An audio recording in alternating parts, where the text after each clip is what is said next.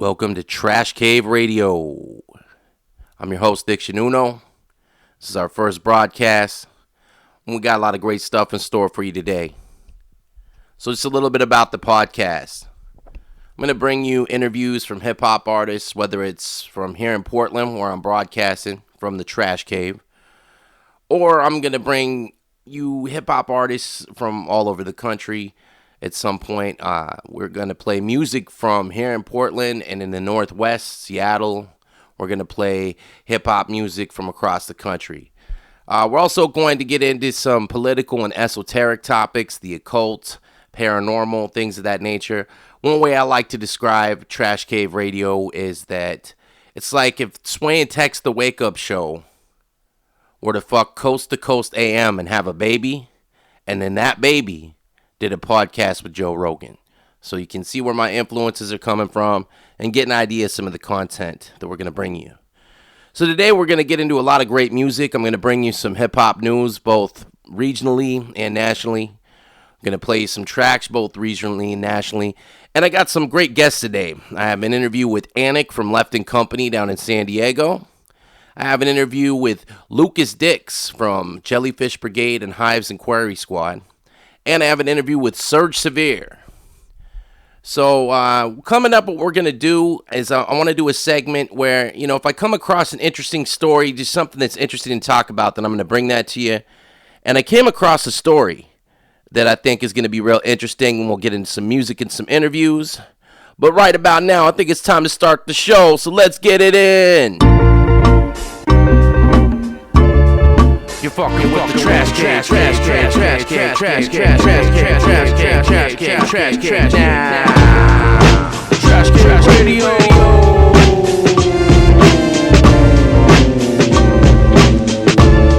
When you build. All right, so today we're going to kick things off with an interesting story I came across, as promised. Then we'll get into some music. Then we'll get into some interviews. So the story that I'm going to go ahead and drop on y'all today is got a lot of twists and turns into the plot, and it's called Murder or Suicide. It's this article I came across about a medical examiner who had a rather interesting suicide case in his hand. So what happened is in 1994, the medical examiner viewed the body of one Mr. Ronald Opus, and he concluded that he had died from a shotgun wound to the head. Now, Mr. Opus jumped from the top of a 10-story building intending to commit suicide. He left a note to that effect, and he indicated, that he was losing it and he was about to kill himself. Now, as he fell from the 9th floor, his life was interrupted by a shotgun blast passing through a window, which killed him instantly. Neither the shooter nor the deceased was aware that a safety net had been installed just below the 8th floor to protect some building workers. So Mr. Opus would not have been able to complete his suicide the way he'd originally planned to do it by jumping off the building. Now, the medical examiner concluded that ordinarily a person who sets out to commit suicide and ultimately succeeds, even though the mechanism, jumping off the building, may not have been what he intended, it is still defined as a suicide. Now, Mr. Opus was shot on the way to certain death, but probably wouldn't have been successful because of the safety net, of course. And this caused the medical examiner to feel that he had a homicide on his hands. Now, the room on the 9th floor where the shotgun blast came from was occupied by an elderly man and his wife. And they used to argue all the time, and he was threatening her with a shotgun. Now, the man was so upset that when he pulled the trigger, he completely missed his wife, and the pellets went through the window, striking Mr. Opus, our jumper. And what the medical examiner concluded is that one intends to kill subject A, his wife, but kills subject B in the attempt, the jumper. One is guilty of murder of subject B. So you're thinking, okay, this asshole old man is now on the hook for murder. So when confronted with the murder charge, the old man and his wife were both adamant that they thought the shotgun was unloaded. Now, the old man had a long-standing habit of threatening his wife with the unloaded shotgun. I mean, what a fucking prick, right? Fucking prick. and apparently he had no intention to murder her. Still sounds like quite an asshole. And so when he kills Mr. Opus, it appears to be an accident at this point. You know, if the gun had been accidentally loaded, different than murders. Now the continuing investigation turned up a witness who saw the old couple's son loading the shotgun about 6 weeks prior to the fatal accident. And it transpired that the old lady had cut off her son's financial support, and the son, knowing that his father would often threaten his mom with the shotgun, loaded the gun with the expectation that his father would shoot his mother. I mean, what a piece of shit. You're talking about a kid who's about to basically murder his mom because he gets cut off from his trust fund. I mean, you don't get much more low down than that. Now, since the loader of the gun, the son, was aware of this, he was guilty of murder, even though he didn't actually pull the trigger. Now, the case becomes one of murder on the part of the son, as we had said. Now, further investigation revealed, and here comes the really exquisite twist in this whole thing. Here comes the real mindfuck. Because upon further investigation, they had found that Ronald Opus had become increasingly despondent over the failure to attempt to engineer his mother's murder. Our jumper from the building. So this led him to jump off the 10-story building on March 23rd, only to be killed by a shotgun blast passing through the 9th-story window. And so the son ends up actually fucking murdering himself. So the medical examiner closed the case as a suicide. You can't make that shit up. And so that ends that, and that is actually a true story.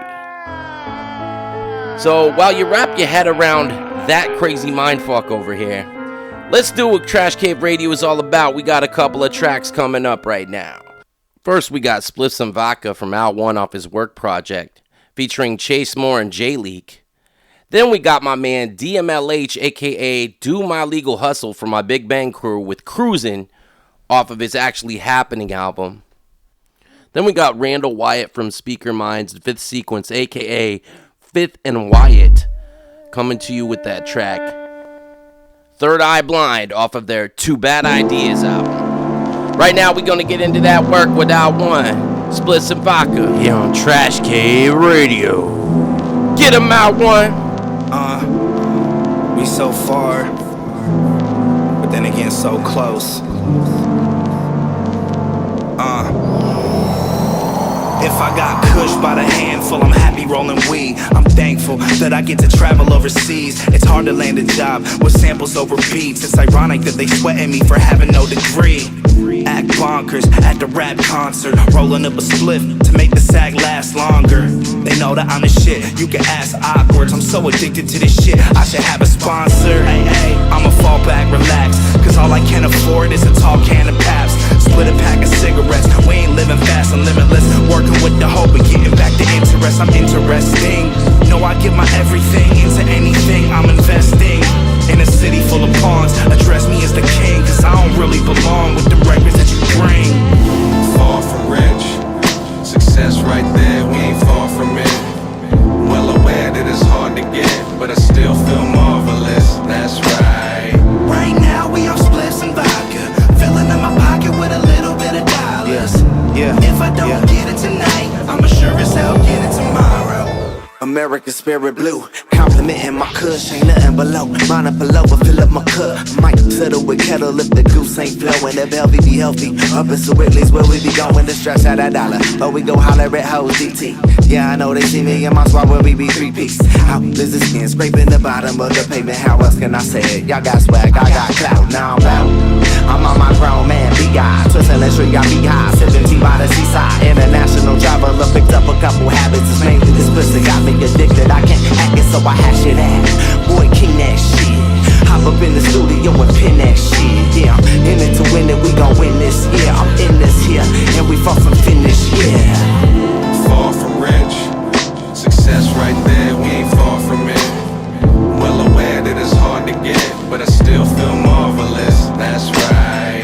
Right now we on splits and vodka, filling in my pocket with a little bit of dollars. Slay guy. If I don't get it tonight, I'ma sure as hell get it tomorrow.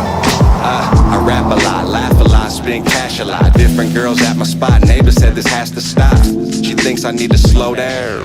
Trim the list of one good girl to hold down. But I'm a player, it's in my nature to play her. When they make the movie about my life, all the girls will wanna play her. So Steve's Louise, calm your nerve.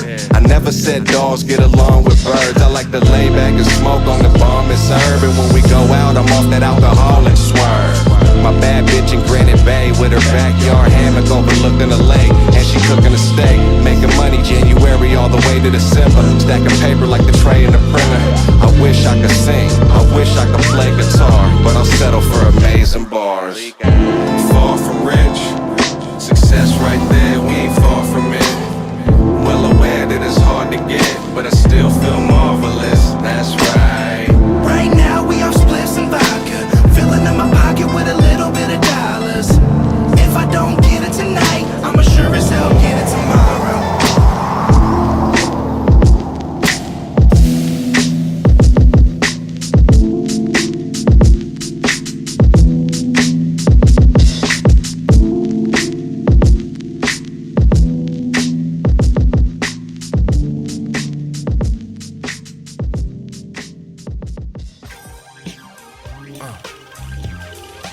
Rooftops, y'all. Night time. This is the right time. This is my time. And your time.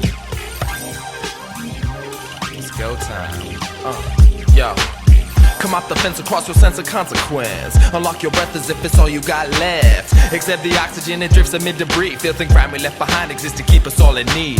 I can find a piece of the light, it burns inside me. By the time the shine reaches my sight, it burns and blinds me. That's why I practice, focused on establishing a modus that reflects my heart's intent and can remind me. Shine on, flip the neon in my mind on. Right on, I kick the feeling till the night's gone. Dope instrumentals test the limit on my talent. Find the balance in the silent moments centered in the rhythm. Folk up potential, I feel it while I'm chilling. Can you feel it while I spill it? Soak your head up with the realness. It's all cyclical patterns made of mystical matter. It's even sacred when I piss in the alley.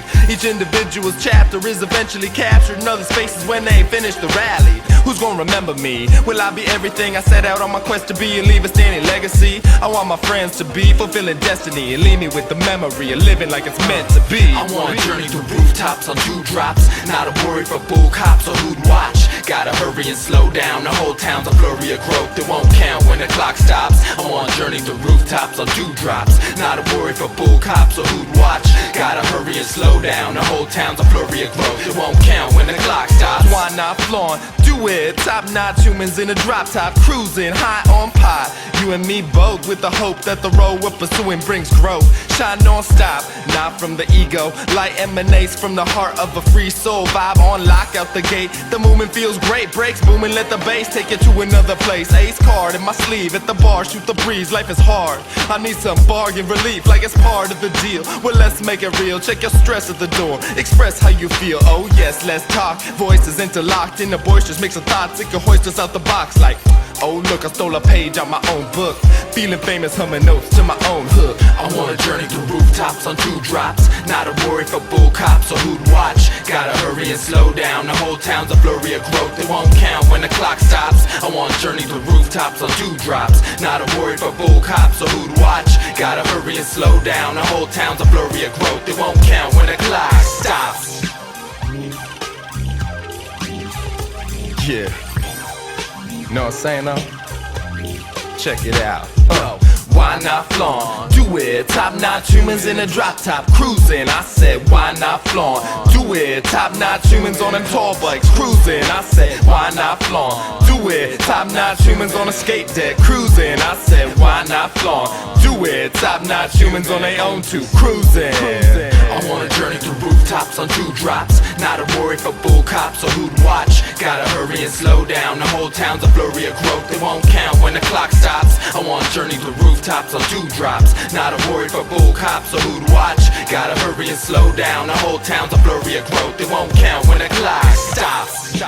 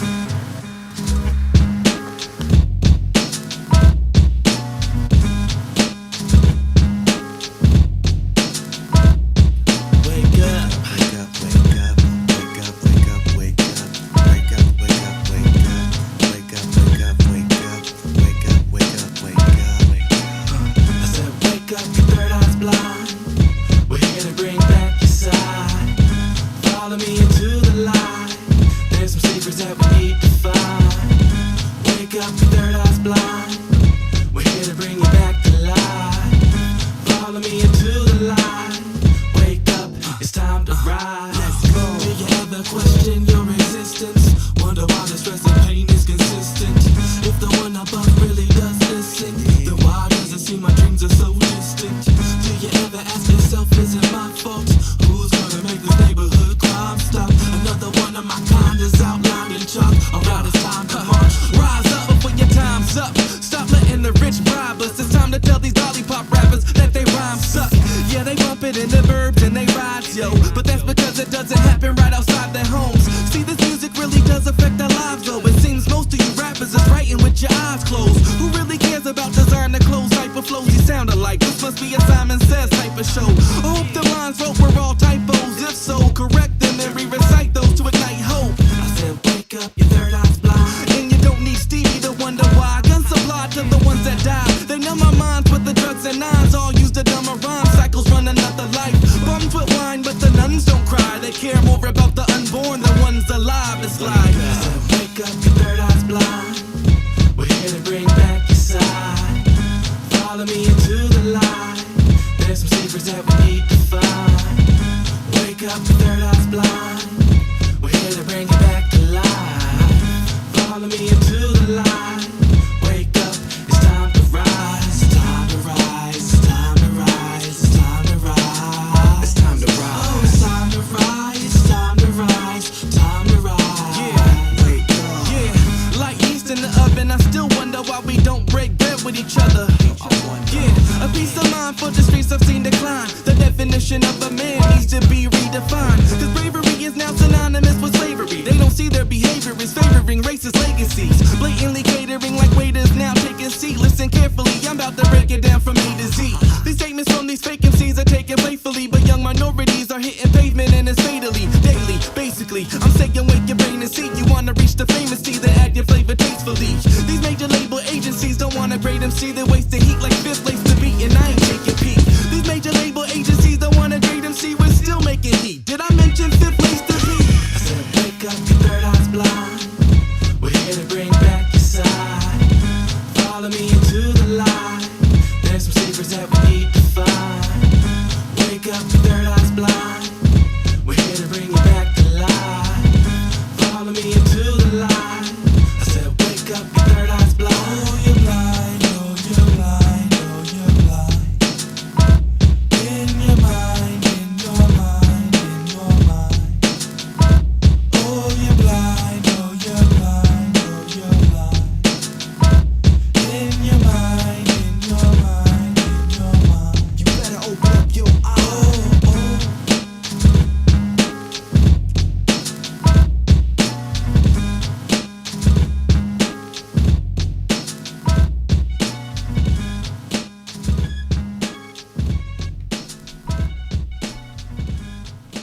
All right, so we're coming back here and we're going to get into the news, but just a quick recap on what you just heard. All great artists from Portland.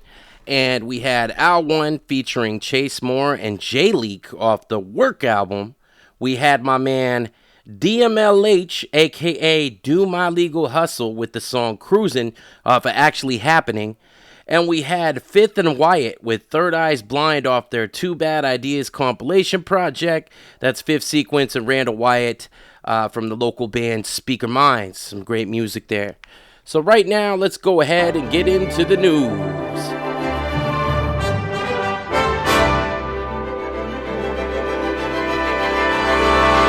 Trash Can News. So first off, you had to be living under a rock if you didn't hear about the Kendrick Lamar verse. To me, it's the most overrated verse in rap history. It is definitely a clever verse. He calls out names. Everybody's gonna start flipping out when people call names. And it's a good verse, don't get me wrong. I just don't think it got the hype that it deserved. So on the national spectrum, you have LP and Killer Mike, who got together for the Run the Jewels project. And really, that's been hyped a lot. But I feel like that completely lived up to its hype and possibly surpassed it. So LP and Killer Mike were asked about that. So what I want to do is go ahead and drop a little bit of what they had to say about that situation, meaning I feel like they deserve the hype they were getting. So LP said, "It's so funny to me to see people freak out, all these born-again hip-hop purists. Lyrics are important, no shit.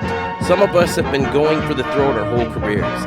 Me and Mike, we listen to that shit and we laugh. Like, yes, other motherfuckers are sitting there sweating, not us. We're just like, cool, we got another one on our team." Killer Mike said, "I'm just glad that the culture is getting back to some rap shit. I suggest a lot of you sucker-ass rappers get together, form a tag team, and try to compete. Because right now, you're looking at the greatest tag team walking the face of the earth. Can't argue with that. Another national news, a friend of mine who I've had the pleasure of doing a track with, actually, is Killah Priest. And if you're familiar with hip-hop at all, or Wu-Tang, you'll remember his album, Heavy Mental. And of course, the legendary Ghostface Killah needs no introduction. So it's been recently reported that Killah Priest and Ghostface Killah are working on an album, which makes sense. He's been on tour with Ghostface. I was in Sandiego on vacation and then went to LA for a while, and I came back and he hit me up, so I got a chance to hang out with him after the show they did with Ghostface here. And it's supposed to be a spiritual album, which sounds exciting. It's a different direction than hip-hop really takes a lot of the time. Knowing Killah Priest, he's going to come on some esoteric spirituality, and you know Ghostface is going to bring the abstract rhymes. I'm betting this album's going to get slept on more than it should, but it should be a great album, and tentatively titled Natural Born Killers, although there's not an official title yet, so that's something to keep your eyes out for, is that album coming out from Ghostface and Killah Priest. And also Paul Edwards, who put out How to Rap 1 previously, is coming out with another book called How to Rap 2, Advanced Flow and Delivery Techniques. The last forward to the book was done by Chuck D, and this time around it's being done by Gift of Gab, which is exciting. I know he'll have some good pointers, especially when it comes to flow and delivery. And this book sounds like something that you'd want to pick up, because if you take a look at the list of the people that are involved in giving you some advice and techniques, you have Tech Nine, Crooked Eye, Lady of Rage, Souls of Mischief, Brother Ali, Esoteric, The Far Side, Devin the Dude, and many more. So, How to Rap 2, Advanced Flow and Delivery Techniques by Paul Edwards is going to be a book coming out here in the near future that you're probably going to want to check out, to sharpen your sword. Or if you're currently whack as fuck, I would recommend reading it more than once. Trash Can News. So on the regional perspective, here in Portland and in the mighty, mighty Northwest, we have Northwest Hip Hop Fest coming back with its third installment. Shout out to Anthony Sanchez, Runaway Productions, who's putting that together.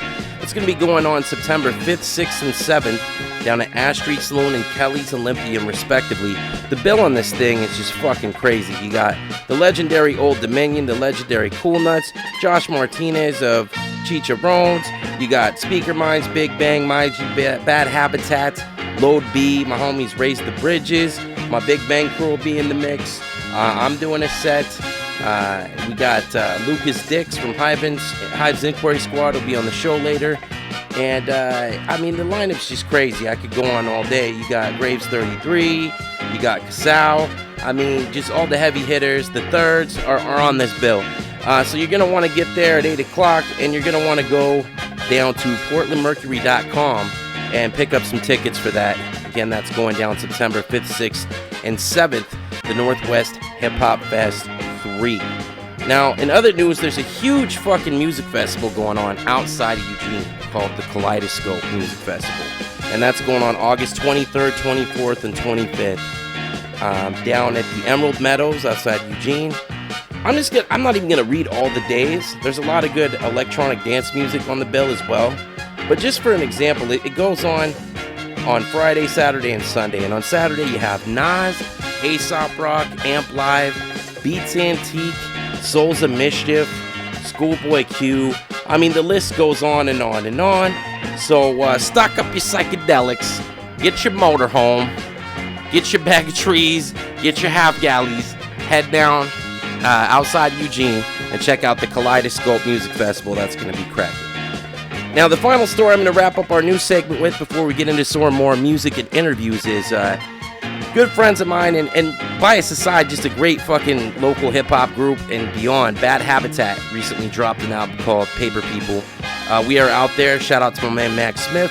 Fucking did a little feature on that, and their album release party was cracking down at the Blue Monk. So if you're here in Portland, come through the Blue Monk. That shit is fucking crazy. I like that venue a lot, and we had a blast at that. So that's going to wrap it up for the news. Trash Can News. All right, so we're going to get into another 3-song block here. We're going to start off with Danny Brown with the song The Greatest Rapper Ever. This is the first song I heard from this artist, and as a new artist, or newer artist, I really dig him. He's hilarious with the punchlines, just skillful all over the place. So we're going to play the greatest rapper ever. Second song we got coming up is from the Jellyfish Brigade. We'll have Lucas Dix on the program later, and that song is actually called Sunflowers. That was off an EP that they did as the Jellyfish Brigade. And then the third song, we got Jake Kost. So make sure you Google Jake Kost with a K to find his new EP that he dropped, and it's called It's All Good, produced by my homeboy Joe Cyrus. So we're going to go ahead and get into the music here on Trash K Radio. My homie, a magician with the tech. Make the chain disappear and reappear on his neck. I ain't tricking with your hoes, but shit don't ask them. Only thing I give a bitch, a fucking orgasm. I throw you in the river, hands tied tight. Watch your ass drown, feel it in the air tonight. I'm spitting that dope shit, smoking on regulars. Ringing 16s like internet child predators. Rocking that 10 deep, but I stay dolo. You wearing polo? Who are you, young Dro? I ain't fifth flow at the Bellagio. Vegas bitches that's resembling Rosario. Dawson awesome, hit the head Mario. Sorry yo, my tongue long, you squirted up the sheets. She gave me that Becky, I gave her that Yoshi. The only time you niggas touch keys is motif. Go and sell a beat. You never sold a rock, still be sitting on the couch. If I was signed to Koch, could I sign to the rock? Now I'm signed to the streets. The D the only thing that's prevalent for me. Feeling like big meat. Women about to cook up, but not the one from BMF, or the one from Linwood. It ain't a nigga I know. 3 years straight, $3 blows. Good any hood, anywhere I go, I'm straight. Nigga hit me with 100, cause the look on my face. Mama, I'm honored to be your son. Snatch a snagger, stab out, and I'll rip a single one. Used to be in a rush to finish off my sack. I was so thirsty, dog, so no pregnant bitch crack. Let her pay me extra, smoke it in the back. Then she came back, titties out, smacking herself on the back. Talking about something crawling on her, looking like the world falling on her. And I pushed it, you wrapped the butts of the bitches I must. Foggy ass cutlass 3 deep, blowing cuss. Nerd got a shook, started reading when the judge threw the fucking book, but the block was off the hook. Said fuck class, off them same pills that had girls in dancing fast. Young buck, look, not a grown up. Now I pop them same pills, listening to donuts. I rap like I bet my life, cause in all actuality, nigga, I did. You rap like you used to hit the pipe, no, nigga, that ain't crack, that's crackhead shit. Wreck that shit, real tell a bitch. You ain't breaking brick, you ain't seeing this dick. You trick on the bitch, dog, you ain't rich. Take a bitch to the movies, take her to the crib. You see him brown, no, never. About to live the title of the greatest rapper ever. It don't get no better. It don't get no better.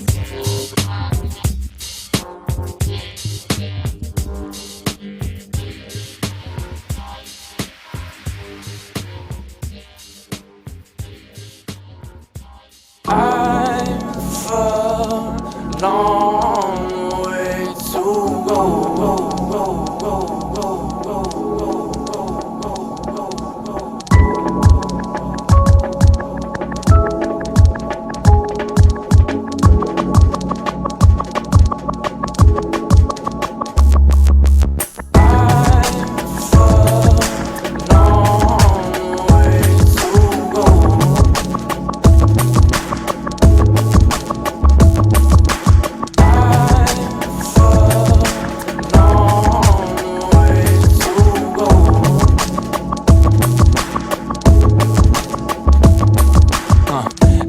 Favorite season since the last one.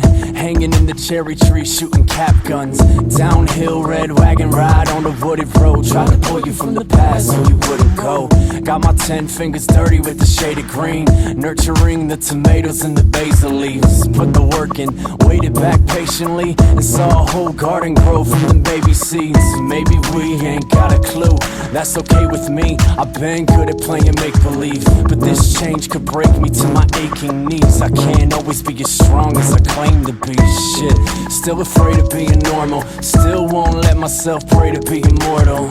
Still looking for the light and the shine, cause when I get it, love, I like what I find.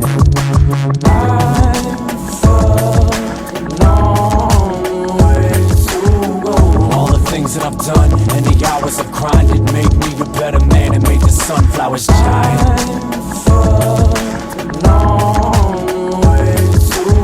Was in a hurry to grow,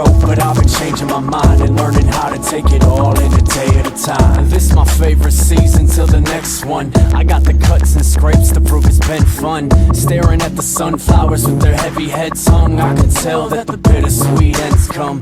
Handle it when it's finally time to handle it. For now the horizon's lined with shiny amulets. Things are simple, September with the sweaty brow, but I got a feeling that'll flip when you bounce. My backyard is a color jungle wonderland, full of bamboo, hydrogenous and sustenance.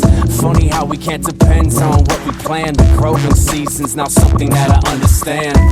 Still don't know what to do, but I still got an ear and a shoulder for you.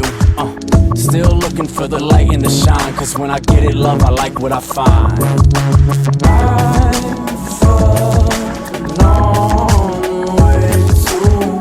All the things that I've done and the hours of grinding made me a better man and made the sunflowers giant.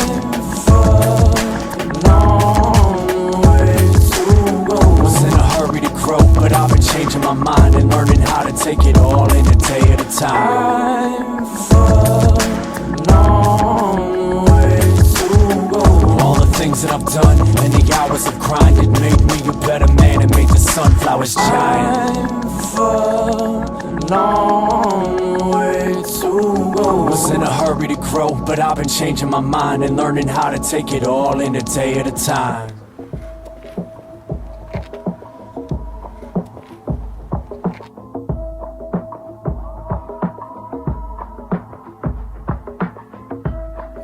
Yo, check it. Yo, bear witness. As I walk through the ghetto with rare fitness. Not cause I'm scared, bullshit, it's cause I'm scared shitless. I'm on the police chief, the man, and the hit list. It's just society. When it comes to beef, I wish I ceased to exist. See through the mist, I beat a crib with a half-eaten pizza stick while pledging allegiance, while the elitist eagle gives me evil squint. The police wondering where the people went. Home Depot, cause my peephole bent, so I ain't see no shit. Hey, body in the hood, know my Uncle Tito pimps with a mean no limb. My stilo is one free throw from heating the whole East Coast bench. Closest I've been to getting some coach, buying a chicken misprinted coach bag. The situation was so bad, made Joan Rivers resemble a perfect surgical dog. Got a taxi serving, not certain Jamal, cause all I heard was durga durga, I'm a murderer all. What's worst of them all? Got spotted by the bomb squadron, cause I look like one of Saddam's offspring. Yo, it's all good.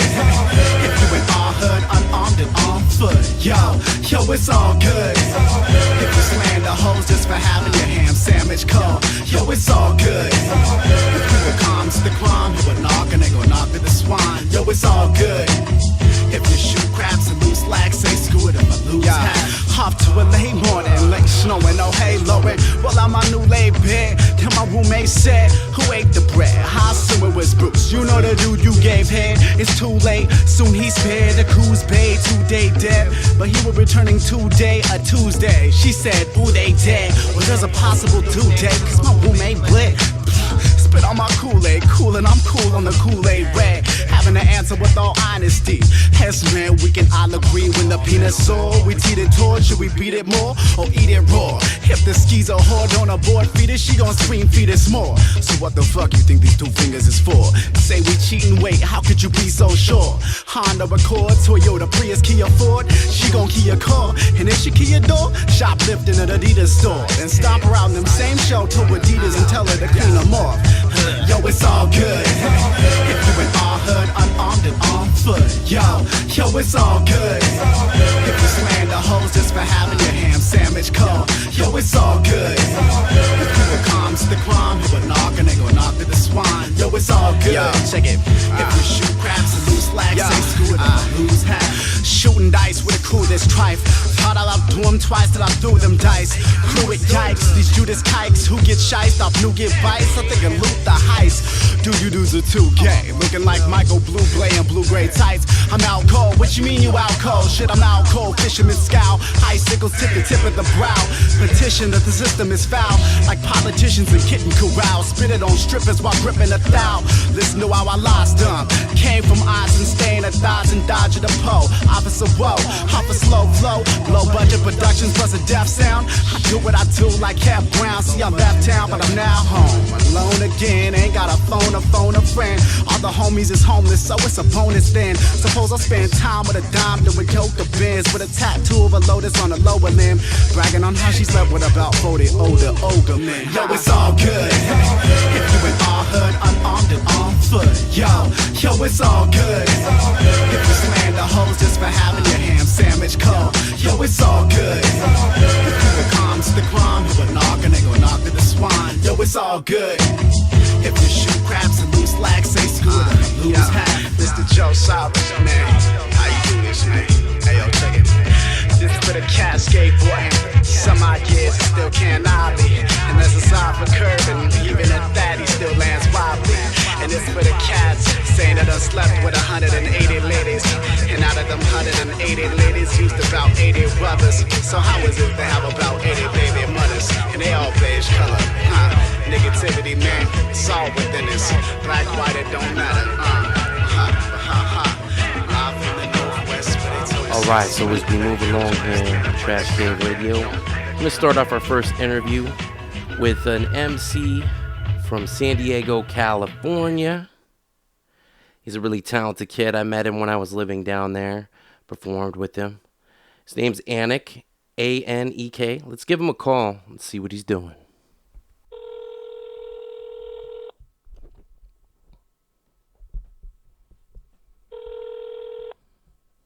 Hey, what's up? What's up, man? You on Trash Cave Radio. How's it going, ANEK? Hey, what's up, Diction? Nothing much, I'm dude. just chilling right now. That's what's up, man. Well, yeah, we're going to get into some interview here with you real quick. So congratulations on being on the first episode of the Trash Cave Radio here. It is an honor. That's what's up. All right, man. So let's get into this real quick. And just first question I got for you that I think people would be interested in is how long have you been an MC and what drove you to take up the craft? Let's see. It's been about 10 and a half years right now at this point, and what drove me to do it is I would say to connect with other people. It was the easiest way for me to connect with other people and the way they think and the way they view the world and communicate with them in a clearer way than talking even, I would say, with other MCs at least. That's what's up, man. That makes a lot of sense. So I met you two when I used to live down in Sandiego, and you're in a crew called Left and Company with Generic. And we used to do shows together, so that's how I became familiar. And for those listening, he's a really talented guy, so definitely check out his music, and we'll get a little bit more into that in a second. The other question I wanted to ask you was, what are your biggest musical influences? My biggest influences, let's see, I mean, originally, I would say, my style changed a lot, but originally I used to listen to a lot of Anticon and Soul, and just a lot of abstract stuff like that, and Freestyle Fellowship was an influence. I used to bomb Blick with Serge all the time, so I used to listen to Jizz a lot. I was like a lot of other kids listening to Atmosphere too back then. Got a lot of different influences, mainly independent music and what was called underground at the time, Aesop Rock and all that. I also like Chaos though. I like kind of MCs that kind of sing too, and the more musical as well. Chaos from Canada.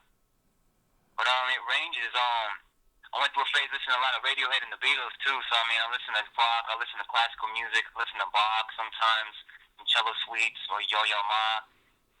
It can range. I listen to Bjork too. So just anybody that I can feel, whether through their instruments or through the vocal ability. So it can range. That's dope. I think definitely having eclectic influences like that, will definitely add to what you're doing as an artist. Definitely. Now, I already mentioned that you're out of Sandiego. Now, being that you're from Sandiego, for people who haven't been there or maybe aren't involved in the scene there, how would you describe the hip-hop scene there in Sandiego? I would say it's actually growing right now. There's a lot more talent I see, and a lot more driven people than I would say 5-6 years ago from what I've seen in the younger crowd. It's been known as being pretty divided, but I would say in the recent years it's come together a lot more. So I'm looking forward to the next, 5-10 years. It looks like something's about to pop off. which is good. I mean, I've been waiting for a while. When I was 16, it was like we used to have the ciphers over at the Hot Monkey Love with Pokey, DJ Pokey, and it was popping off a lot. I remember coming through and it was packed. There was people from all over. It seemed like America. All kinds of MCs were there. Like Immaculate was down here. I heard what's that guy's name? Macklemore. He was down here. Awkwards. We just had like No Can Do. There was just a lot of people coming down. I watched that die when I got older, and I was actually rocking the cypher with Pottery Wheel. I watched it die, but it looks like, in a way, it's getting strong again. In a way. Well, that's good. I'm glad to hear that, because all that stuff you mentioned, I met you down at that particular spot, and I remember crazy us being at that show, opening this battle that I was in, where I met y'all at for Macklemore. I mean, obviously, if you see what he's doing right now, I mean, just exploding, that's pretty crazy. But that's good to hear that it's coming back, because I did feel like there was a lot of talent when I lived down there. Yourself included when I was down there. They definitely, that spot had a vibe going. You could see that there was a lot of people that were real hungry down there. Yeah, there's a lot of talent down in Sandiego. It gets slept on a lot. I definitely agree with that. So, being that you are out of Sandiego, how do you feel like your city or your environment there influences the sound of your music? For me personally, I know a lot of people when they think Sandiego think of the beaches and they think of things like that. I guess beautiful women. I hear that a lot from people not from here. Mainly the weather and the women. Personally, I've been more of a.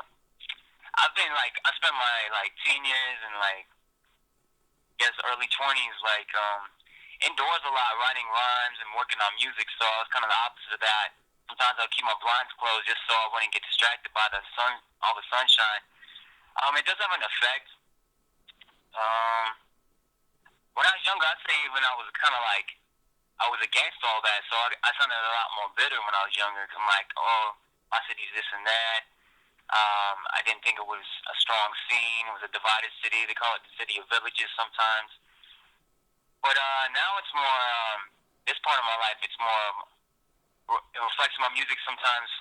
I'm more relaxed and laid back. I mean, it's West Coast, and what's more on West Coast than SoCali and the beaches here? I mean, when people think about California. Right, definitely. But depends on my personality. I mean, I'm a bit more of an introvert at heart, so I don't know. It's kind of like the opposite of the sunshine. There's a lot of people down here that kind of react to it in a different way, where they're almost in a darker, gloomier state of mind, because they're not about those things, and what they are about is not necessarily here. So maybe they feel that way. Or, I don't really know. It's just always carry a cloud over our head, even though it's not raining. Now, that makes a lot of sense. So that's kind of cool. So your city kind of influenced you maybe in the opposite way that somebody would expect. But that's kind of better anyway, I feel like, because if you're, not going with the herd, that's never a bad thing in my opinion. Also being that you are out of Sandiego, what I wanted to know as well is who are your top 3 favorite rappers outside of yourself that are from Sandiego? Oh, that's a good question. Let's see. Yeah, I put you on the spot there. I know that's not an easy question. There's a lot of talent down there. See, off the top of my head, let's see. I really like Tranquil. You remember Tranquil? Yeah, he's a beast, man. I barely lost the battle to him, but I gotta say, man, that kid's got skills, definitely. Yeah, he dropped an album last year. I don't think he pushed it out very far, but it's really good. I heard it. It was my favorite album I heard last year. So I'd say Tranquil is up there. Odessa Kane, I got an album from him for free because I was driving all over Sandiego trying to get to the show, going around spots. I guess he felt bad for me, gave me an album. I mean, he's a beast as well. He's legendary actually down here. He used to be part of Masters of the Universe. He's killer. I mean, you watch him live too, you get chills. He's really good. And then after that, let's see. I'm going to have to go with Cypher One because he's a freestyle beast. I don't know anybody that freestyles like Cypher One. And he can, captivate a crowd just off his freestyle. So I'd have to say Cypher One, Odessa Kane, and Tranquil for me. That's what's up. Hell yeah. And that's good because we can give people a little more insight who aren't familiar with the scene there about some other music there as well. Now, your last album, and you dropped that, it looks like in May, just recently here. And it says that was a collection of tracks from like 2008 to 2010. And the name of that record was Hybrids and Scaly Libra. That's a pretty interesting title. What inspired you to kind of come up with the title and the subject matter for the album? Well, the subject matter is, for me, it's a bit of a collage. I just felt like I needed to give a home for those tracks.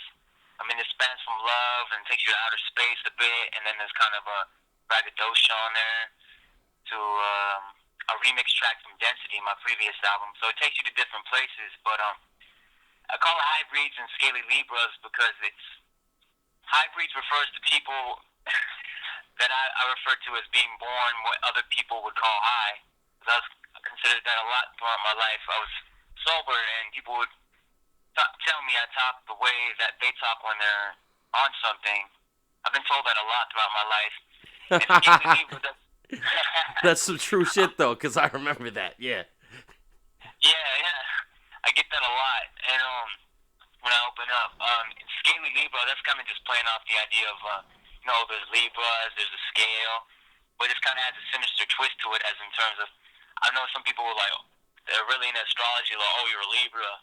And they kind of give me a weird look. It's like we're scaly, as if, I don't know, if cold-blooded at times, or because we're trying to keep a balance. It's kind of a play on the sinister side of what would be a Libra. I'm not 100% a believer in all that at this point. I kind of fluctuate with it, but it's just kind of play on that, and I call it all that just to embody everything that I am, because these tracks are a collage of a piece of my life, so it kind of gives it a nice little place to exist. I think it's corrals it in a nice way. That's what's up. So obviously you're on the deeper end of the spectrum, because that's not some lighthearted subject matter there, and that sounds pretty interesting. What is your favorite track off of that album? Let's see. There's two tracks. I think I've grown to like this one called it's called Love Reincarnate, and it's just the beats by Evan Malone. He's from Houston. He sent me a bunch of tracks, and this one I wrote.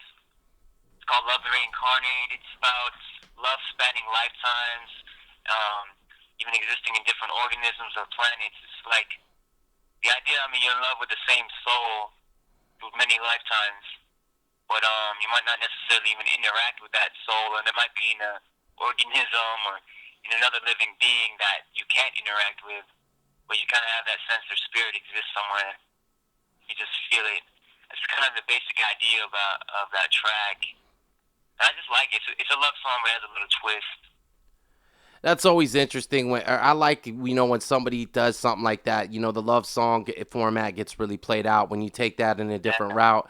That's interesting. We're actually going to play that track a little bit later for everybody, so stay tuned for that. After the interview's done, I'm going to play that song so you can hear exactly what we're talking about. So that leads me to the next question here, which would be, if I've never heard of ANEK, and let's face it, me being an MC, you being an MC, more on the underground spectrum of things, that's a lot of people that haven't heard of us. But if I've never heard of you, why should I listen to you? I feel like I exist for those people that said like hybrids and people that don't think like the normal course of mainstream human consciousness. I'm on a stream of consciousness that's not polluted, maybe. I would like to think so. I strive to be that way. Of course, sometimes I get polluted a bit, but I try to clean it out real quick. But I represent those kind of people, and if those kind of people are out there and they're looking for that, you can come and find me, and I will continue to keep creating in that way so that we can have a voice. I mean, that's what I feel like me and my crew embodies. Just kind of those black sheep, so those people that don't fit in with the regular cookie cutter mold of society or what you're supposed to be. Individual thinkers, people that want and need to be themselves, not just want, but have that need. You can't live without being yourself. That's why you would come and listen to ANEK. That's a pretty damn good reason, and I think that's a lot more people than really the so-called norm, realistically. I think that is more people. So that's probably a good place to start. That's a good reason. Now that's a question that's pretty on the spot, so that's not a bad answer. So as we talked about earlier, you're in a group called Left and Company with beatboxer extraordinaire / rapper Generic. How did that come about? How did y'all end up linking up in the group? Let's see, it's about how many years? Like 7, 8 years ago. I knew these two guys in my neighborhood, and they knew him and they knew me, but for whatever reason we never met, and we went to the same elementary school, same middle school, and same high school. But we didn't meet till we both were doing hip-hop, and we're both artists already. We met through music. It was the weirdest thing. But I met him, I remember meeting him at a show. I think it was a cypher, one of the cyphers he was doing, was when I really sat down and talked to him. He was in a crew called Pottery Wheel with Dr. Green. And I came through, we kind of just vibed. One of the first times we kicked it, we just vibed. I was freestyling. Back then all I did was freestyle. I couldn't even remember any lyrics. So I just remember freestyling my ass off, and he was beatboxing his ass off. And we just vibed because flip rhythms, and I rocked those rhythms. And from there, we just kept building. We were in that crew, and then we transitioned and ended up in creating Left and Company, and that's when around the time that we met. But yeah, it's always been built on that raw, I'm the MC, and then you're a beatboxer, that kind of that vibe when we get lost in our art forms. That's kind of how we vibe off each other, so we have good chemistry. I agree with that. Y'all definitely got good chemistry. How many albums do you guys got out right now? Together, we only have one, I would say about a couple albums. One is called Oral Therapy, Full Dosage, and the other one's Overlooked and Undercooked. That's more of kind of like miscellaneous tracks. But we have a lot in the works right now, and that's what I'm more looking forward to, because it's been a couple years since our last release, but we're close to releasing a lot in the next, I would say, year and a half. So I'm looking forward to that. That's great. That's good to hear. And then do you just have the one solo album? Is that the one that you just put out in March? That one I put out in May. That's my second one. I have one from 2008, I think. It's called Density. And it's a bit heavier. It's people, more like thought-provoking lyricism. I would say that's more of your cup of tea. It's called Density for a reason. It's a little dense. Right. All produced by Audible Junkie. I think you met him too, Audible J. I did meet him when we were down there. Yeah, that guy makes some great beats. Yeah, he's real talented. So if I'm listening to this podcast randomly, assuming anybody ever ends up listening to this shit, who knows? It's just me in the trash cave here wilding the fuck out. But assuming anybody ever listens to this shit and they want to check out Left and Company and ANEK, where's the best channels? I mean, I'm sure they could Google, but where's the best channels? Where would you send them to find the albums? The albums, Bandcamp is always good. So if you're looking for me, it'd be anek.bandcamp.com. My albums are up there. I think it's Name Your Price right now on my new album, so you can go ahead and get that for free. And if you want to check out my crew, Left and Company, you can go to lncmusic1.bandcamp.com, and we have our couple albums up there as well, so you can go ahead and check that out, listen through it. If you want it, you can go ahead and buy it. That's what's up. Name your own price. Can't beat that's a fucking deal right there. Got to check that out. All right, so, recently I did see something pretty big, speaking of your crew, that went down, and that is that there's a YouTube video that Generic did with the guy named Aaron Evans, and they're on the trolley car there. If anyone's ever been to Sandiego, that's the train that you take through Sandiego. It's pretty old and rickety compared to, the Max we got here in Portland. I'm not going to lie, it's a rickety-ass old train. And they're on there performing, but probably the most notable reason to mention it is it made the front page of Reddit, it made the front page of YouTube, and it currently has 500,000 views plus at this point. So my question on that one is has this raised the visibility of Left and Company in a way that you've seen tangibly yet? Have you seen more internet traffic, just anything tangible? Has it raised the visibility in a way that you've seen yet? Nothing tangible. I mean, even before the video, I've been noticing a few more likes on the page and things like that, but I wouldn't say anything tangible on my end yet. I know they're getting a lot of attention, though, and phone calls and whatnot. I mean, that's That's insane. In 36 hours, they pretty much hit 500,000 views. But nothing tangible on my end yet.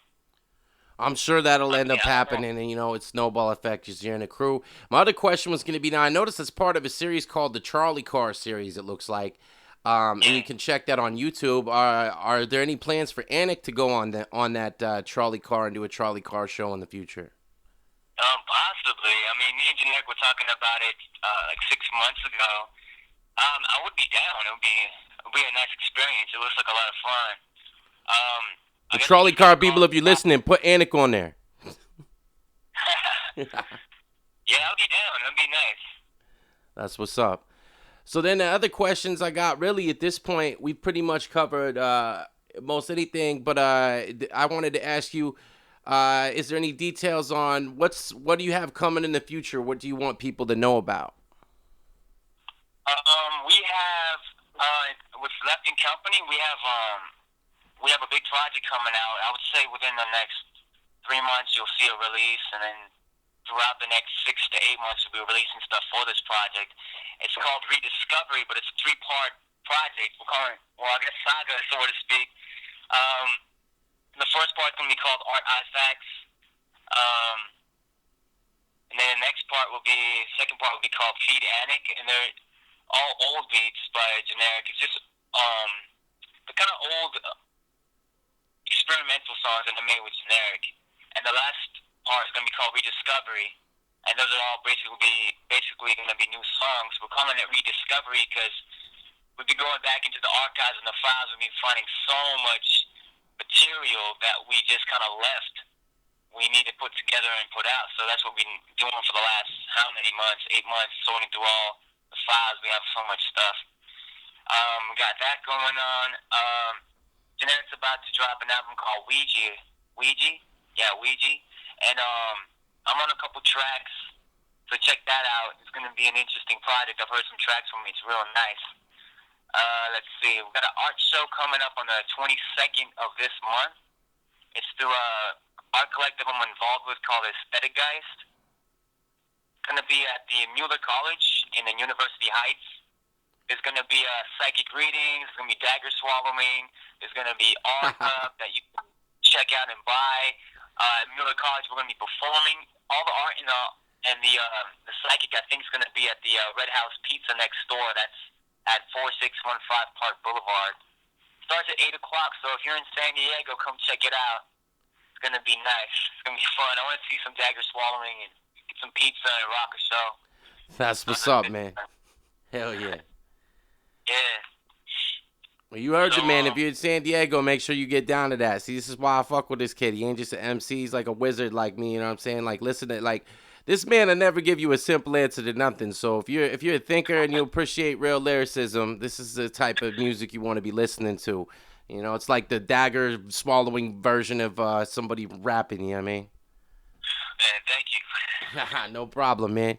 So is there anybody else you want to shout out or anything else that you got coming up that you want to leave off with? Let's see. Oh, yeah, when you're at that show, check out my girlfriend's jewelry. It's called Luna Llena. That's full moon in Spanish, so she's been working like crazy on that. She seems addicted to creating jewelry, so she's got some really good pieces. You see, I want to shout out ExecutiveGroove.net. It's a hip-hop collective I'm part of. It spans from Seattle all the way down the coast to San Diego. So check us out. There's all our music up there. And check out HiddenSanDiego.net. That's the girl that runs Aesthetic Geist. That's her site. It has all the hidden spots in San Diego. So if you don't know where to go in San Diego, go check that out because it's gonna have spots that you can't find anywhere else, and it'll tell you how to get there. But I'm just gonna shout out all the homies in San Diego, all the other MCs and whatnot. Say what's up to Odessa Kane for that free CD. Cypher One for always killing it. Altered States. Killing those shows. What's up to Change and Reason, Destructive Honey, Bill J. Wallace, Trust One, Tranquil, Rio, The Time Traveling Poet, DJ Artistry, and The Last Show. All you guys are working hard, and I want to say what's up to anybody working hard in the music scene or anything creative. Just keep pushing, keep moving. Doubt will kill your dreams, so never doubt yourself, and if you do, pretend you're not. Just keep moving forward. And I want to shout out Diction for putting me on the inside the trash cave. It's real nice in here. It smells fresh. That's what's up, man. All right, well, we're going to go ahead and throw on your track there so people can check that out. You want to do a throw to the track real quick because you know the name and all that stuff. So why don't you do a throw to the track, and then it's been good. Thanks for coming on the show. I'll talk to you soon. Why don't you go ahead and throw them on to your track here. All right, everybody, just get your ears ready for this track. It's called Love Reincarnate, off my release in May. The album's called Hybrids and Scaly Libras. You can get that at ANEK, ANEK.bandcamp.com. Check out this track. If you believe in reincarnation or not, I think this track will be good for your ears. So give it a listen. That's right. We're going to throw it on with ANEK. You're fucking with the Trash Cave. Trash Cave Radio. Peace, ANEK. What does love even mean?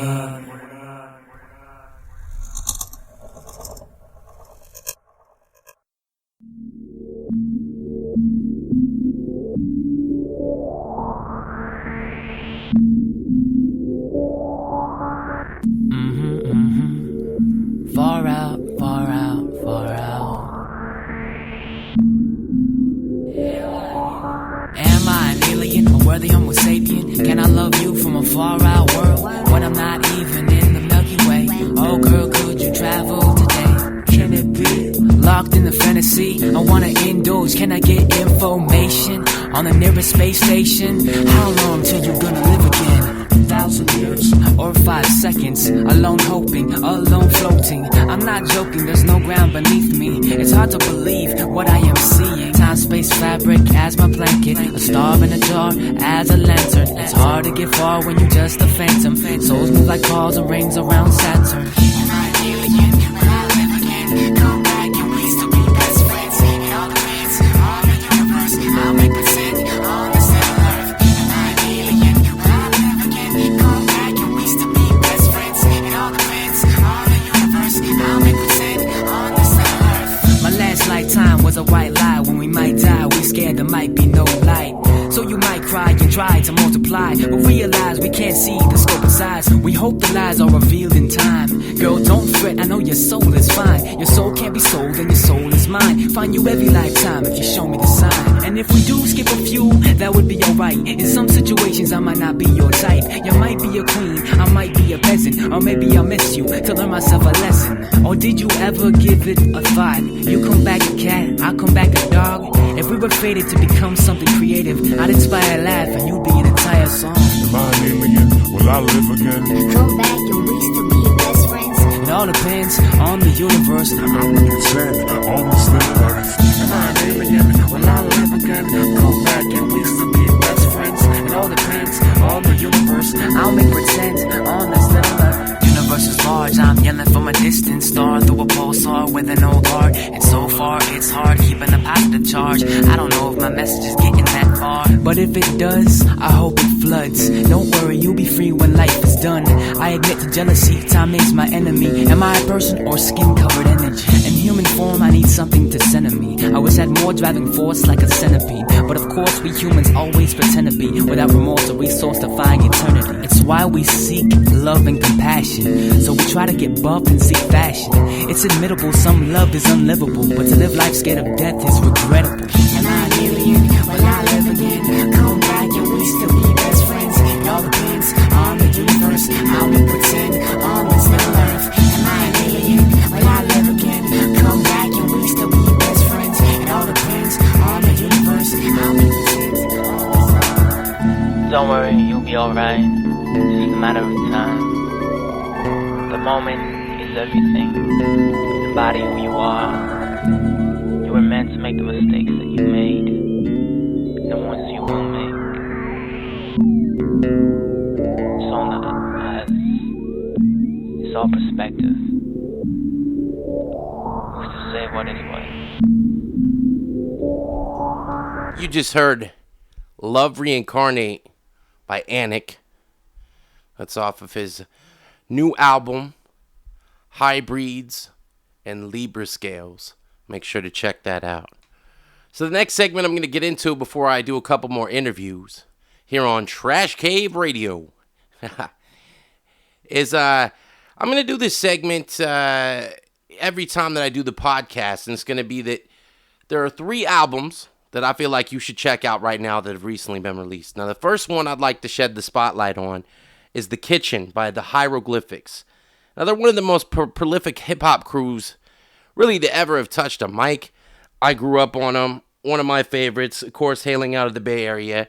And it has been a full decade since they dropped their last album, and this is their 3rd studio album. They've all gotten back together. So what I'm going to do is play you a track off that album that was released July 16th. And that track is called Highway 5 from The Kitchen. So I'm going to go ahead and get into that. When we come back after that, we'll go ahead and have an interview with Lucas Dix from Jellyfish Brigade. Just played a song of his earlier. Really talented MC. And we'll see what's going on with him. So go ahead and check out the Highway 5 by the legendary Hieroglyphics crew.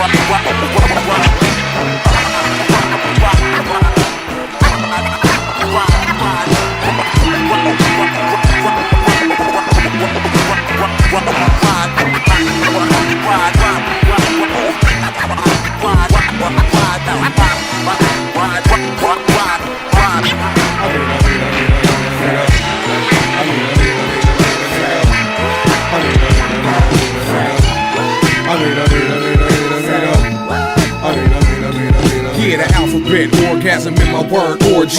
Every word gorgeous, a fortune and poetry scorching. Mike's off the Napa Valley Merlot. Had they skis backing up trees like word furlough.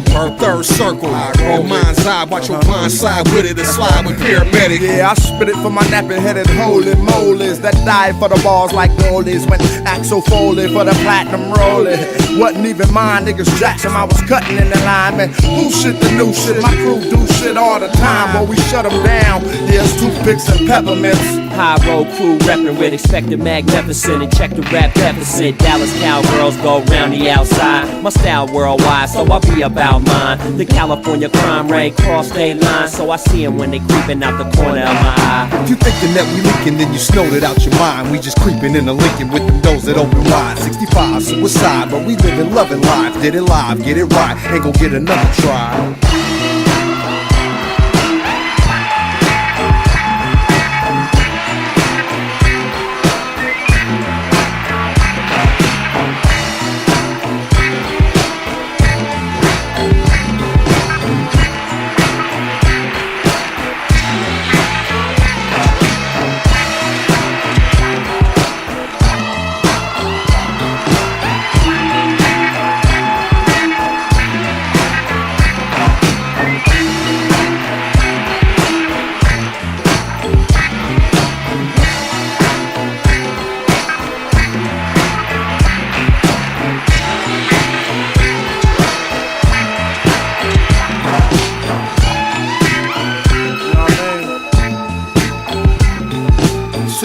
The door, then breach the perimeter. Slide in slow, but remember the percentages of niggas who entered there but didn't come out. That's why at every show we dumb out. The Hieroglyphics, that's a secret nation. Cats with still resilience, iron determination. We rock high octane cause fans been patient, waiting for the sacred spit we anoint them with. Hands up if you know what I mean. In a fresh white tee and some hieroglyphics.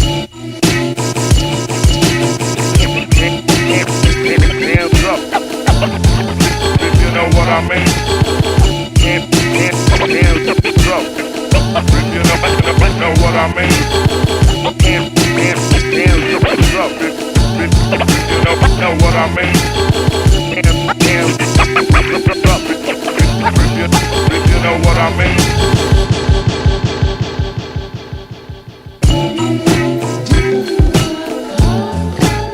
My wheels spinning with with that armor all sheen. Listening while listening to third eye vision with my eye on all things. Hiero King, we live in our dreams. No 9 to 5 money scheme, triple beams.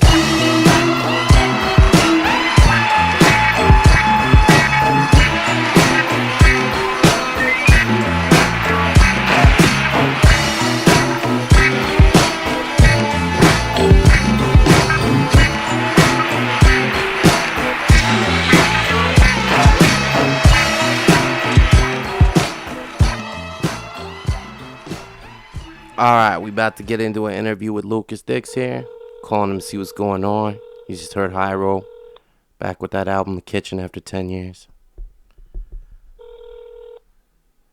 Hello. Yo, what's up, my man? How you doing? You on Trash Cave Radio, Lucas Dix? Hello. What's up, Diction? How you living, man? Not too bad, not too bad. Got some questions prepared for you here. Awesome. That's what's up, man. Hell yeah, thanks for being on the first episode here. No problem. When this whole idea start this thing up? I've had the idea for probably like 6 months or more than that, but I just finally put it into action. It took me a little while to get the mic and all that sort of thing, but yeah, this mic I've been recording my record on actually is same one they use in broadcast radio, so I figured why not do the podcast. Awesome. Is it just you right now? Yeah, it's just me. Basically, the way the show's going to work in the early phases of this is that it's just going to be me and phone interviews. I play music, stories, news, all that kind of thing. But all the interviews, because of the setup, will be done by phone. And then it'll just be me. We might add in the homeboy Greg Orman, who threw Fire in the Canyon, once we get a different setup. Cool. That's what's up, man. I like that. Dope, man. So, yo, the first question I got for you is, I don't know if a lot of people would know this, but you're a transplant to Portland from Wisconsin. So what drew you to move out to Portland all the way from Wisconsin?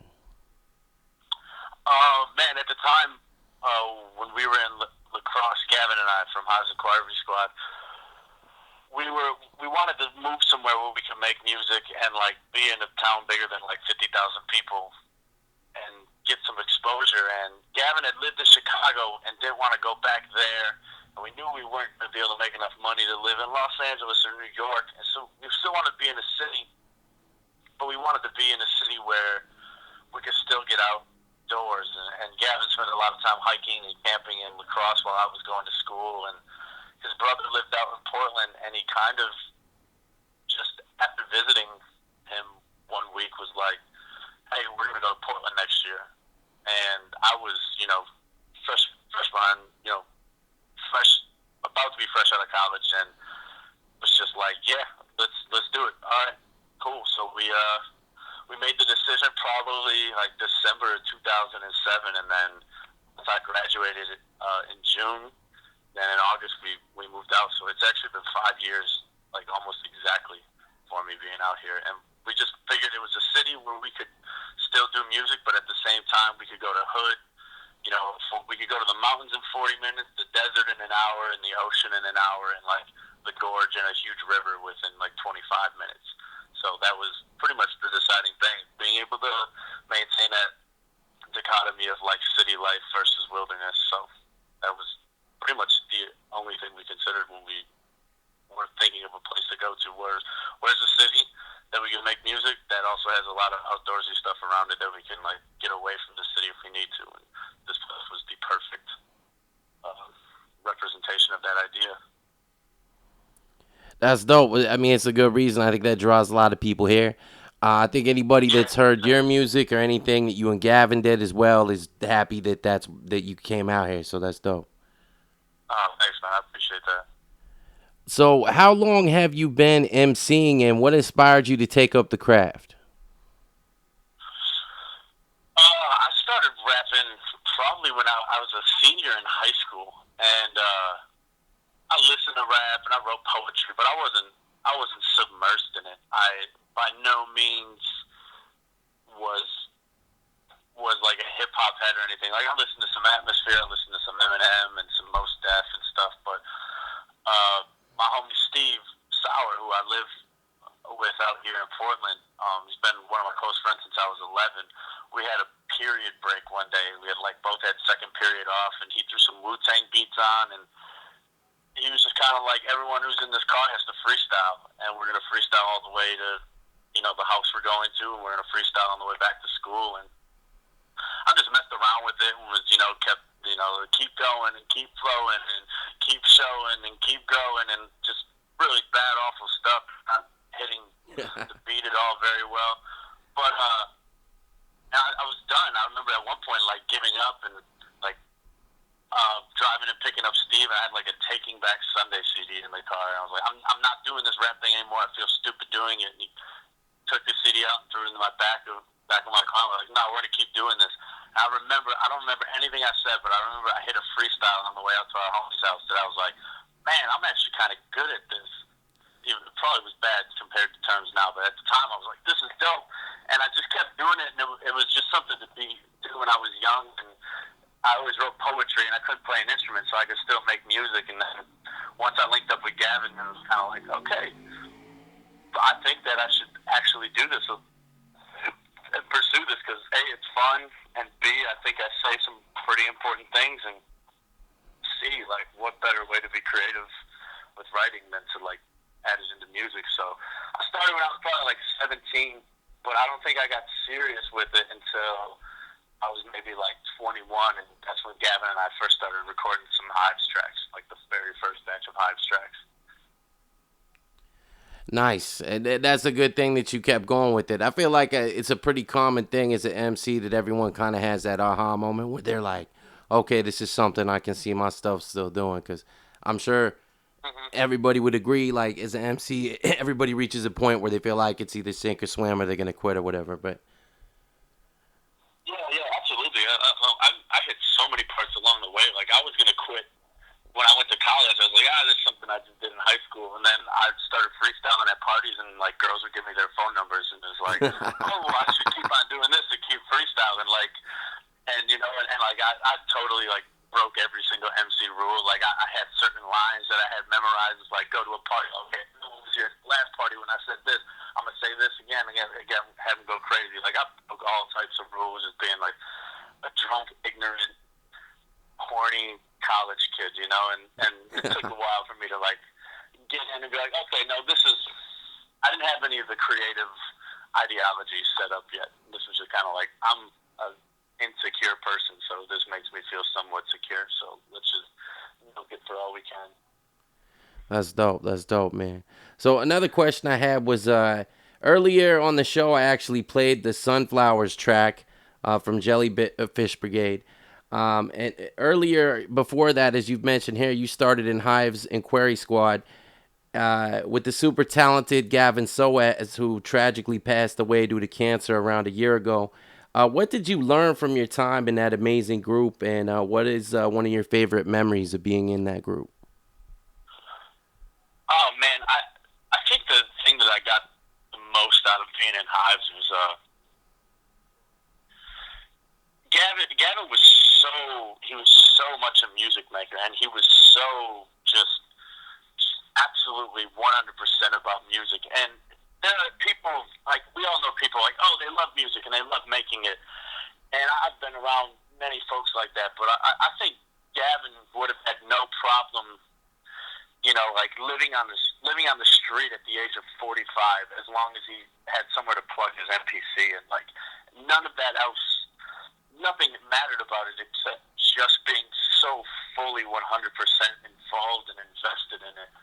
And I think I don't know if I've ever been that passionate about anything, and it's being around him was just a constant. Like, I had to do I had to sharpen up every single part of me. Like, I had to sharpen up, like, my armor, because there would be times where I'd go in and spit a verse, and Gavin would just be like, that's terrible, that's not going on this song. And I'd just be like, what do you mean it's terrible, it's not going on this song? He's like, no, we're not talking about that. So, like, that's how I eventually morphed out of, by the time I was, like, 22, 23, 24, like, I stopped rapping about rapping. I stopped rapping about how I was better at shooting rapping, and I stopped rapping about, you know, my flow and my lyrics. Like, because I would constantly go to Gavin's house and write a verse like that, and he'd be like, dude, that sucks. We're not wasting our time talking about that stuff. And so I would kind of just just grabbing onto his coattails, and he was just, you know, leading me through the forest, and I was just following him to where he wanted to go, and eventually I got to where I was. I don't even think I realized I was there until I did the first jellyfish project, and he was like, "Hey, this doesn't suck, man." I was like, "Oh, thanks." It was like the most amazing compliment anyone had ever given me. Like, my best friend was like, "Hey, your music's not bad." I was like, "Awesome, that's so sweet." So he constantly pushed me.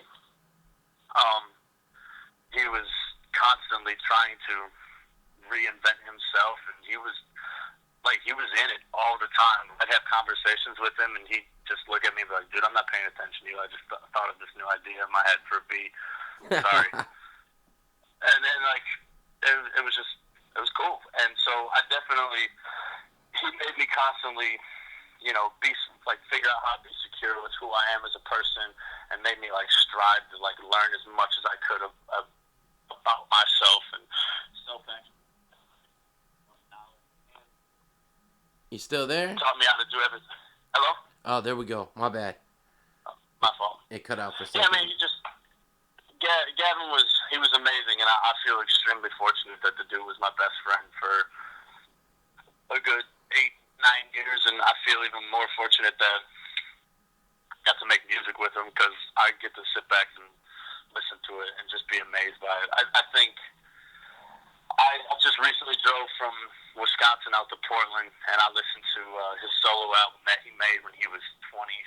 Like, he wrote most of it when he was 21 or 22, and he put it out when he was 23, and it's still just some of the best stuff I've ever heard in my life. And there's a couple songs on there that I don't know if I'll write till I'm 60, if I'll ever be able to match the potency and how awesome they are. So he was great, and he was always, my favorite moments about him were just how braggadocious he was. He was like this bearded, you know, metal-legged Gandalf that would, like, walk around, and cats would, like, look at him and not expect anything of him as far as a rapper is concerned, and he would just talk so much trash to everybody. Like, he would pull microphones out of people's hands at shows when we were back in lacrosse, and be like, "All right, now it's time for some real rappers. All you people who want to go freestyle over 5 on it need to get the hell off the stage." And he just put people in their place, and he would tell people, like, you know, like, I remember when we first moved out here, there was a bunch of cats, I'm not going to say who they were, but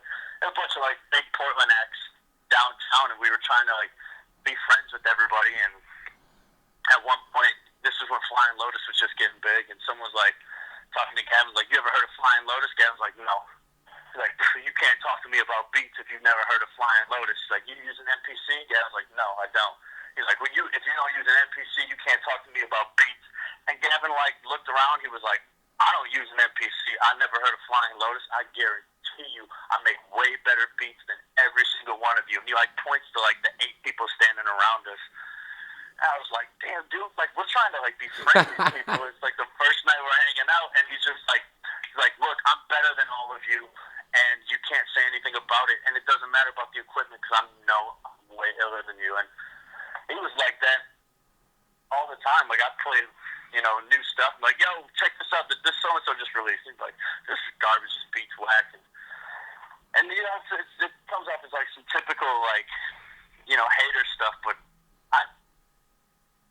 for anybody else besides him, I would be like, "Dude, you're just hating right now." But for him, it was like, no, I totally think that he honestly believed that, because he knew how amazing he was, how dope his music was. I love the dude. I miss the shit out of him. And, yeah, it's great to talk about him, because, you know, sometimes I go through my day so busy that I forget, you know, to, like, sit back and, like, be like, "Oh, man, I had a really, really good opportunity in my life to befriend somebody of that caliber of individual." Yeah, that's dope. I mean, that's powerful stuff. My best friend has passed away early too, so I get how much of a big influence and a part of life somebody could be. And hearing his music, it's really great to hear the stories behind all that, and to what shaped your guys' music as a group. What shaped the music as a group? No, I'm just saying it's great to hear those stories, to kind of hear how that shaped, you know, the style of the music y'all were doing. Yeah, man. I mean, he was from the get-go. He was like, "Hey, I want us to be be like, I want us to have very potent and existential and very spiritual ideas, but we're not going to be some like whiny ass spiritual existential rap group like talking about the stars. Like, we're going to go on stage and we're going to rap like, you know, as hard as any like West Coast or East Coast, you know, grimy MC can be. Like, rap like we're grimy as shit, but then like talk about like existential connections between people and talk about, you know, the dichotomy of nature and technology. You know, we're going to use weird grandpa slang term words, and we're going to do them over these bassy beats, and he just kind of had this whole idea carved out for us, and once we started making songs, some of them turned into like our album Edifice. I was just on board from the get-go. Like, he wanted to be like Busta Rhymes mixed with A$AP Rock. Old Busta, not like Twerk or A-Rap Money Busta, but like, you know. Right, like old school, the coming Busta, yeah. Yeah, like that. He wanted like Busta and A$AP Rock mixed together with like some eerie Radiohead stuff, and that was his whole mentality behind it. And I think that we were starting to realize that's what we wanted to do halfway through our first album, and then I think y'all pulled that off, because, I mean, funny enough, you say that is the goal that he had, but, I mean, you really could use that as a description for the music. Thanks, man. Yeah, I mean, that's what he was going for. That's what he wanted. Very much so. That's dope, man. I'm glad that we got to talk about that. And one other thing I really wanted to get to also, because the current thing you're doing is the Jellyfish Brigade is with the Great Mundane. Is how did you link up? How did the Jellyfish Brigade come together? Jeff was sleeping on our couch. He was living with Gavin and I, and it's actually funny because what happened was there was a moment where Gavin was working on and he was working on this. Hello? You still? Hear me? I can hear you now. Okay, my fault. Gavin was working on. He was working on the Hives project, and he was working on another album called "Whoever Dies with the Most Stuff Wins." And he was working on both projects at the same time, and he never got to finish "Whoever Dies with the Most Stuff Wins." But all the beats are done, and I'm trying to figure out a way to present them to the world or whatnot. But Gavin was working on those, and I was kind of bitter that he was working on a solo project at the same time we were working on the Hives project. And some days the solo project took precedence. And I was like, man, I'm just sitting around like I want to work on some music, and you're doing this. And he was like, well, when you're ready to make a solo album, you know, I'll make some beats for you. And I was like, well, then make some beats for me. He's like, I don't think you're ready to make a solo record. And I was like super offended by it. Like, wow, yeah. What do you mean? He's like, I just don't know if you can do it yet. At the time, it makes sense. Like, at the time, he was coming up with all the song concepts, making the beats, and he was writing the hooks. Wow. Okay. For Hive stuff. So I mean, I was writing I was dropping like a 16 on a verse, and Gavin did the other 85% of the work. So he kind of said that, and I was a little upset. And Jeff was just like, dude, I'll make you beats. I was like, really? He's like, yeah, I'll make beats. I'll make beats for you to do a solo project. I was like, I got a shitload of beats just sitting around on my computer, and I was like, nah, you know, I'll wait, and I'll have Gavin make beats for my solo album and all that stuff. And Jeff was like, okay, well, if you ever want it, just let me know. And he left for work one day, and I jacked like 8 beats off his computer.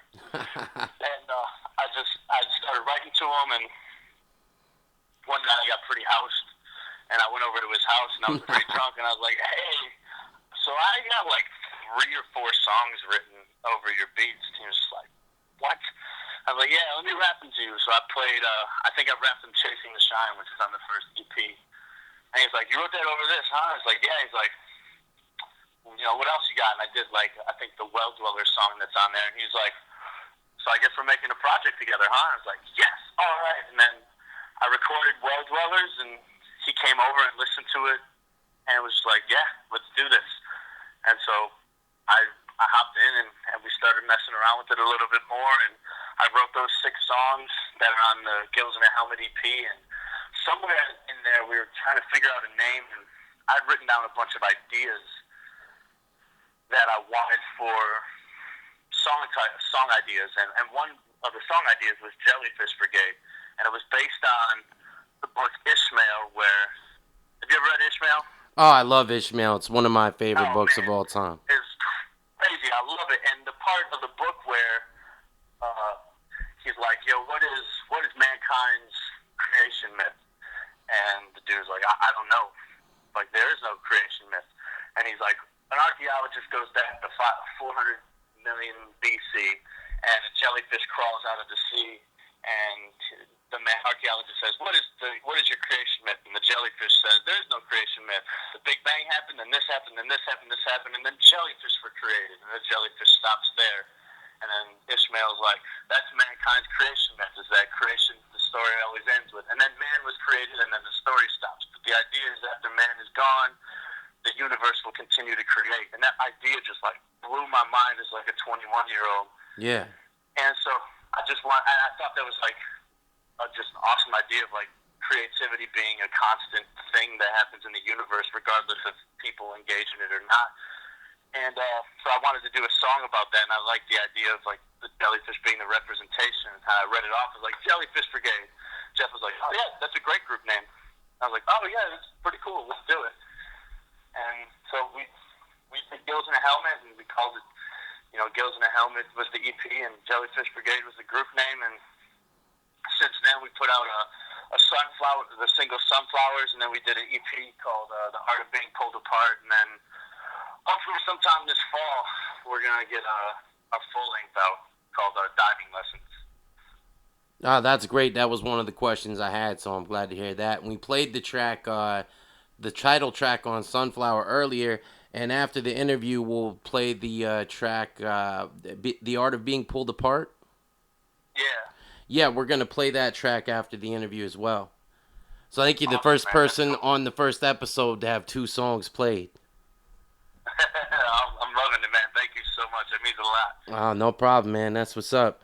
So one other thing about you that a lot of people may or may not be aware, but you're actually a school teacher and an MC at the same time, just like J Live and Tafari. And one thing I wanted to know about that is how has your teaching affected you as an MC, and how has you being an MC affected you as a teacher? Oh, man. Great question, dude.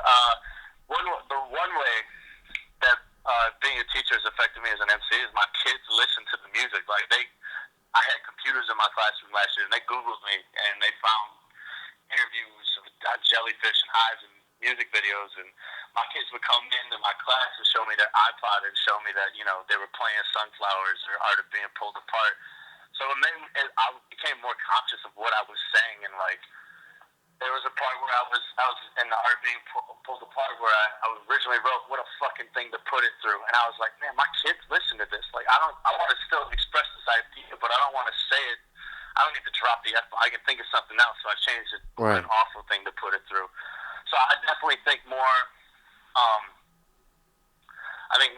about, who's listening, and the ideas haven't changed at all, but sometimes the presentation changes a little bit, and I think that's really, really positive for me. And it's made me want to express my ideas in a simpler manner. Like, I think I got some pretty good things that I want to say, and before, when I was, even like on the Hives album a little bit, it gets a little wordy and abstract and like a little maniacal and just kind of all out there and crazy. You really got to decipher it. It's like, man, I want my 12-year-old students to hear this idea and to be able to absorb this idea. So what way can I present it so that, like, even the heads who really, really love hip-hop and they love that wordplay and stuff like that can appreciate it, but at the same time, my 12-year-old kids can listen to them like, wow, that is, that is a crazy idea. I love that. And so that's helped me out with that. And being an MC's helped me out as a teacher just because I've been on stage in front of people before, and I perform, so like I can sit in front of my class and I can have no problem being in front of class. Or if I host an assembly at the school, there's like 1,000 kids out there, like I don't get shooken up and I don't get nervous because I'm used to having a microphone in my hand and being on stage. And also it helps me think on my feet a lot. Like, just from freestyling for so long, my improvisational skills are great. And I know that it's okay to make mistakes from freestyling. So there's times where I'll be doing a lesson plan and we'll get 15 minutes into it, and and the whole class is like scratching their head, being like, I have no idea what you want from us right now. And I'm like, okay, stop, my fault. Okay, that's my bad. I need to retool this. Let's scrap this. We're gonna do this today instead, and tomorrow we'll come back and we'll tackle this idea and I'll change it.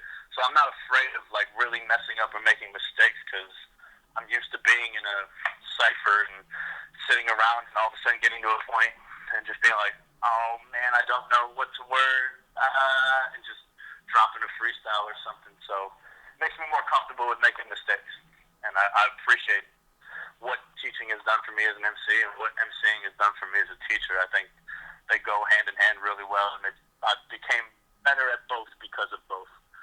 That's dope, man. I think they do go well hand in hand. There's a couple of MCs like the ones I mentioned that are both, and you have KRS-One calling himself the teacher.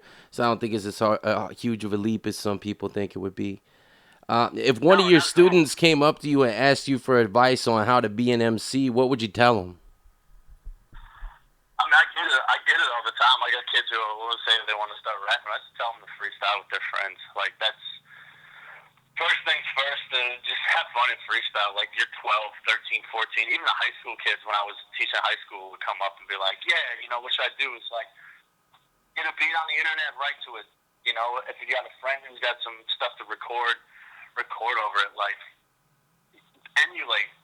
That's what, I mean, the first 4 years I was an MC, like, I would write a verse like I was Eminem and, you know, say the stuff like, you know, roll up on the spot in the worst way, you need your little sister's birthday cake, and just, like, stupid stuff. And right. Then I'd listen to, like, a Roots album, so then I'd, like, all of a sudden, you know, start rhyming like Black Thought for 6 months, and then I'd listen to Mos Def, and then A$AP Rock, and I was, like, 25 different MCs for 3 or 4 years, depending on who I was listening to at the time.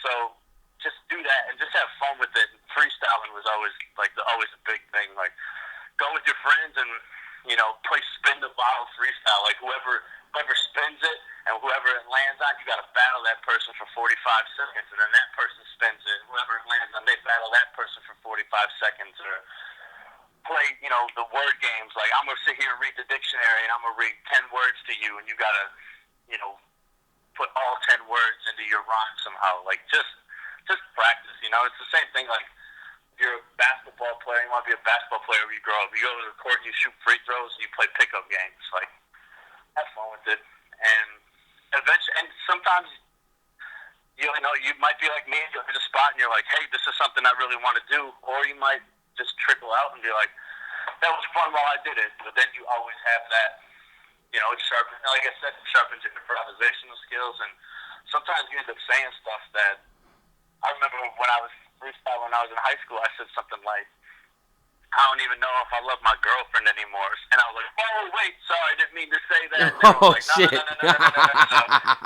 You don't get to get off like that. And I was like, why did I say that? And it's like, well, there's this thing called a Freudian slip. And it was like, oh, man. So sometimes you just learn stuff about each other. And I've had kids do stuff like that where, like, I freestyle with kids and they're just like, you know, I wish my dad would talk to me. And it's like, they're like, taken back and like, I don't know why I said that. And it's like, well, you said it because you were probably afraid to say it, but now when you have to say something, you got to be on your toes. Like, sometimes shit like that slips out.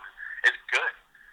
So I think lots of freestyling, lots of listening to rap and figuring out what you want to do as a writer, and then just lots of writing and just practicing. That's solid advice. Stuff like that. Yeah. Don't worry about that until you're, you know.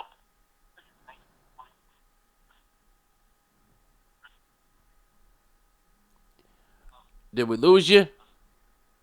My fault. Okay, I'm back. All right, we got you back. Yeah.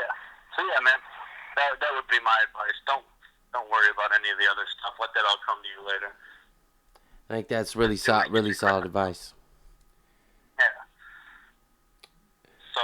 So we like to also on this show, I'm going to have some guests on that won't be involved in music, and there's going to be certain paranormal things. Like one way I used to describe this show would be, it's like if the Wake Up Show had sex with Coast to Coast AM and that had a baby, and then that baby started a podcast with Joe Rogan. So, Right. So in that vein, the next question I have for you would be, what is the most paranormal thing that you've ever experienced? Oh man, the most paranormal thing that I have ever experienced. It's not an easy question for some people. I get that. That's kind of out there. Or maybe it happened to someone you knew if it didn't happen to you. See, I think I might even just be messing with the connotation. Like, paranormal to me means some, like, eerie energy, ghostly, alien type stuff. Am I in the right vein with the paranormal? Oh, certainly. idea? Definitely. Yeah. Okay. Man, I've never...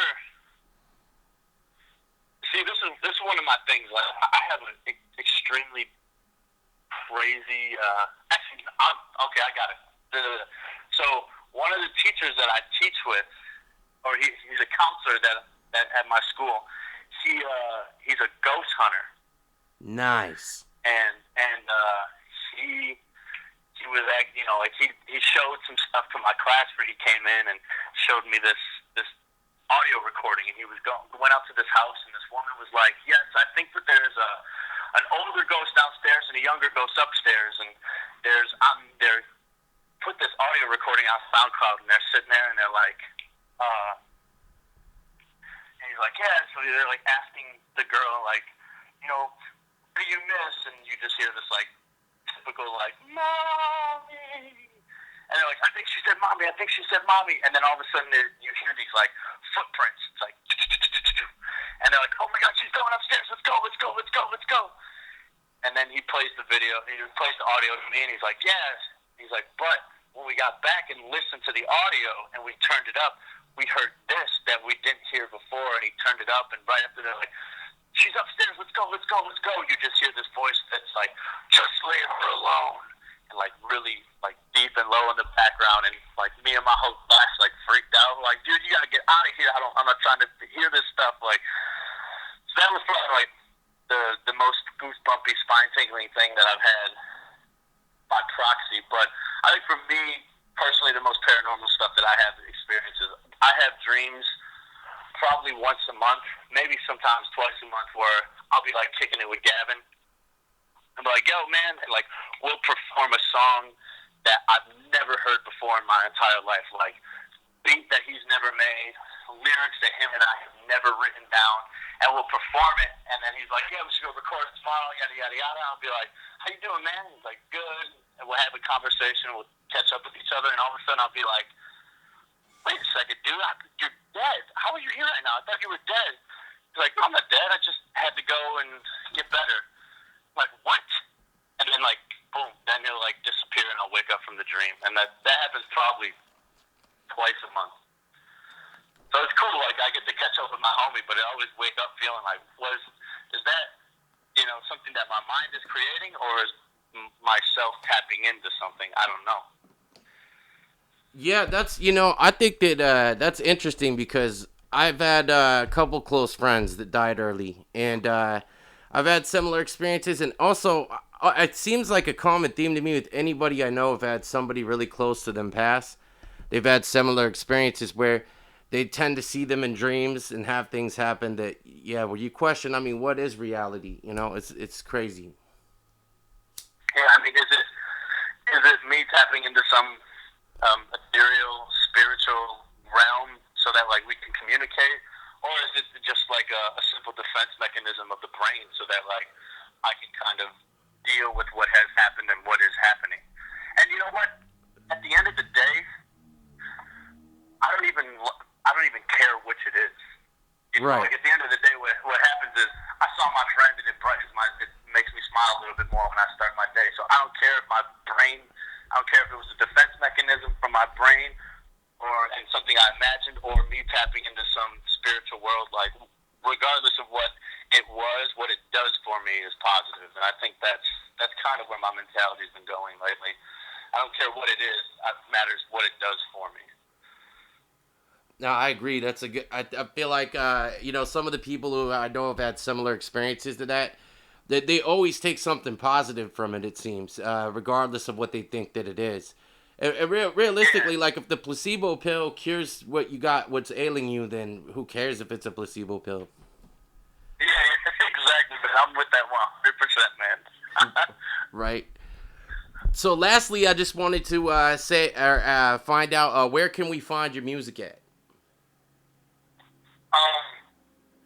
You can go jellyfishbrigade.com, and like I said, there'll be the art of being pulled apart, sunflowers and gills in a helmet up there. We'll have diving lessons up in pre-orders, and the album's available sometime this fall. You can also go to hivesinquirysquad.com, and you'll get Edifice, our only album there, Gavin's Escaping Stasis album.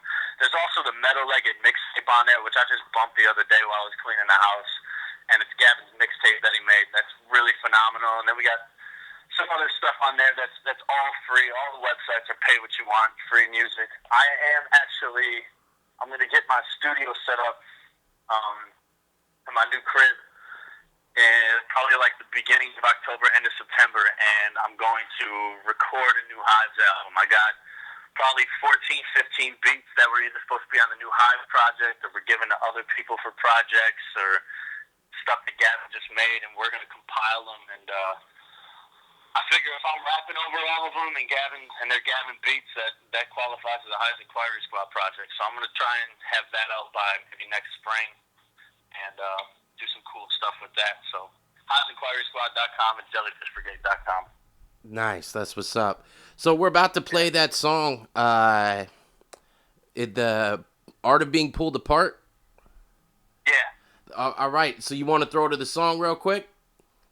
Absolutely, cool. First off, Diction, this is awesome that you're doing this, and thanks for hollering at me and asking me to be a part of this. I always appreciate talking to people, and I'm egocentric enough to really appreciate when I get to talk about myself. So thank you very much, man. And we still got to get over and record that verse and stuff like that. I got one more week before I go crazy with school and stuff. So let's get up sometime next week. I'm with that, man, and thank you for coming through and giving us a real good, interesting interview here on the inaugural episode of Trash Cave Radio. Thank you very much. Yeah, Jellyfish Brigade, Lucas Dix on the vocals, Jeffrey Accioli, a.k.a. The Great Mundane on the beat. This is The Art of Being Pulled Apart, available at jellyfishbrigade.com.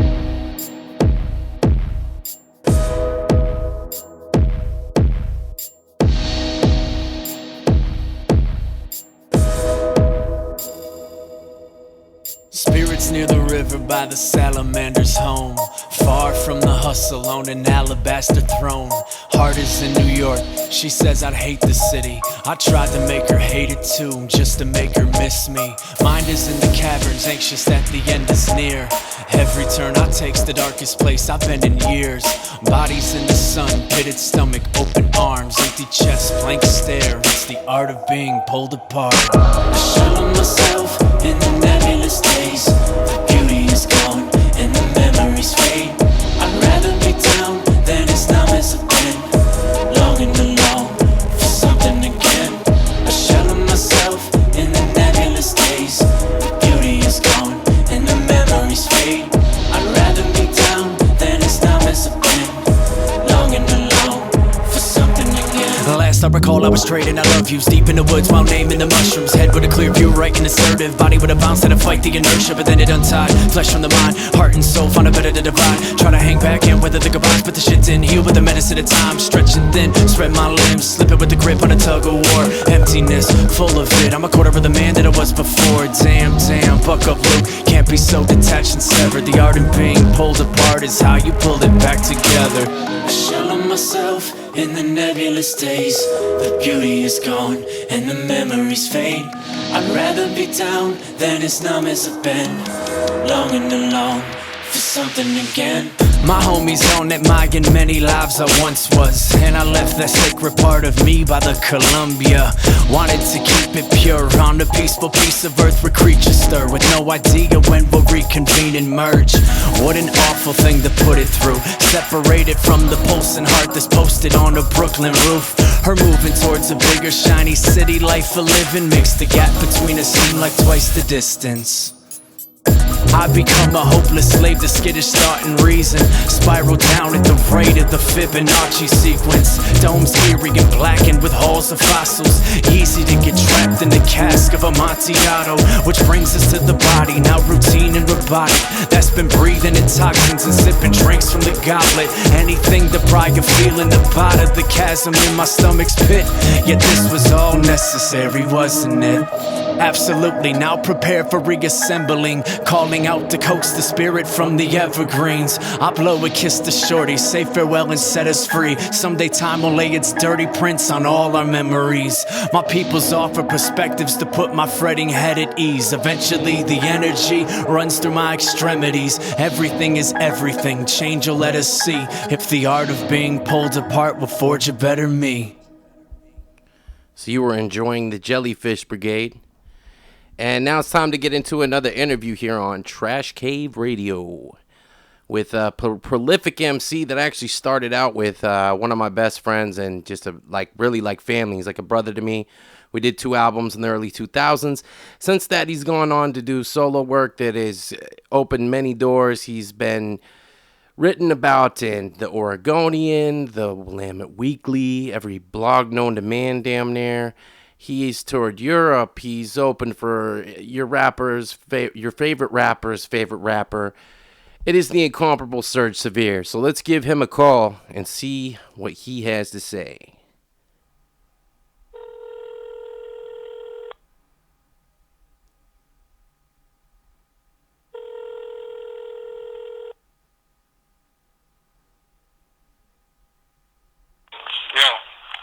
Yo, the God, Serge Severe. You're on Trash Cave Radio. What's good? Oh, what's good? How's the cave? Not bad. How's it looking in there?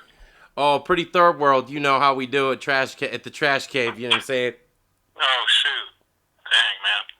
Well, anyway, what's good with you? Nothing much, man. Just kicking off this inaugural episode of Trash Cave Radio. We just got done talking to Lucas Dix. That was dope. And, of course, I got some interesting questions prepared for you as well. Nice. Well, let's get into it then. So, my first question is, you got 3 solo full-length albums with Walk in My Shoes, Concrete Techniques, Back on My Rhymes, and recently you've dropped a string of really dope EPs, Service Without a Smile with Terminal, Silver Novelist with Zapata, and Boom Bap and Bars with Fifth Sequence. When is the next full-length album coming? That is a great question. And to tell you right now, I really don't know. I don't know, you know. I've got things in the works, but nothing is full-length. Pause.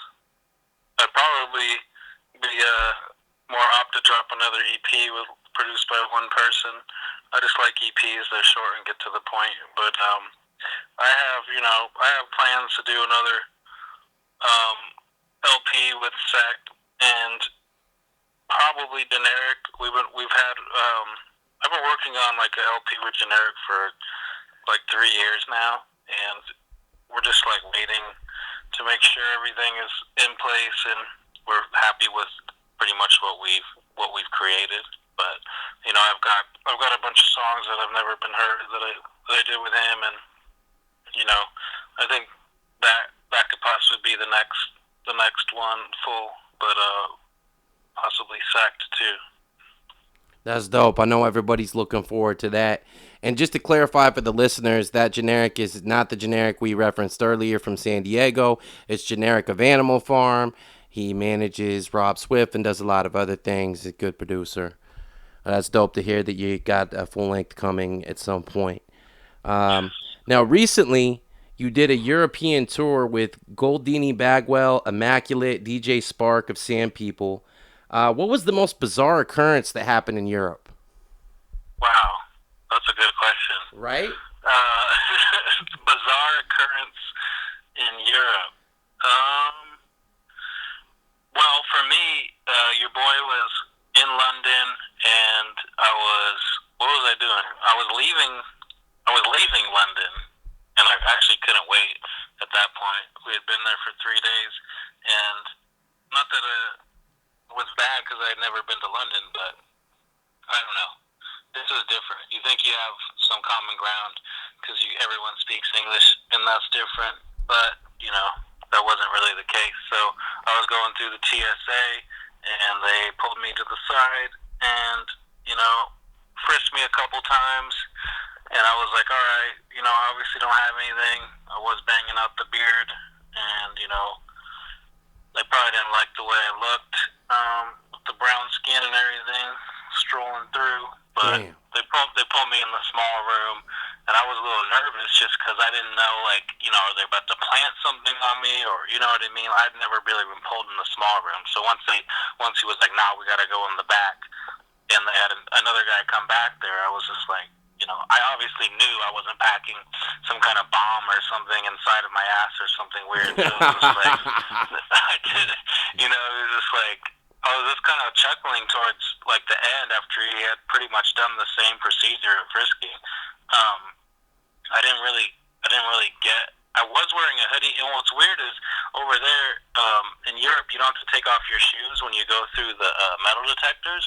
So I initially thought, oh, I messed up, but I knew the rule, but it was just one of those things where I was like doubting myself, because then he was like, oh, are these your shoes? Because I had them to take them off. I'm like, yeah, but you didn't even sweat the shoes, so I don't know, man.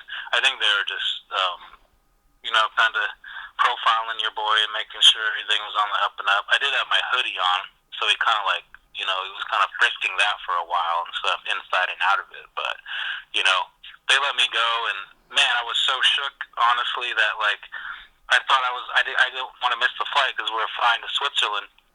And then everywhere you go through the airports in Europe, you have to show your boarding pass when you buy something.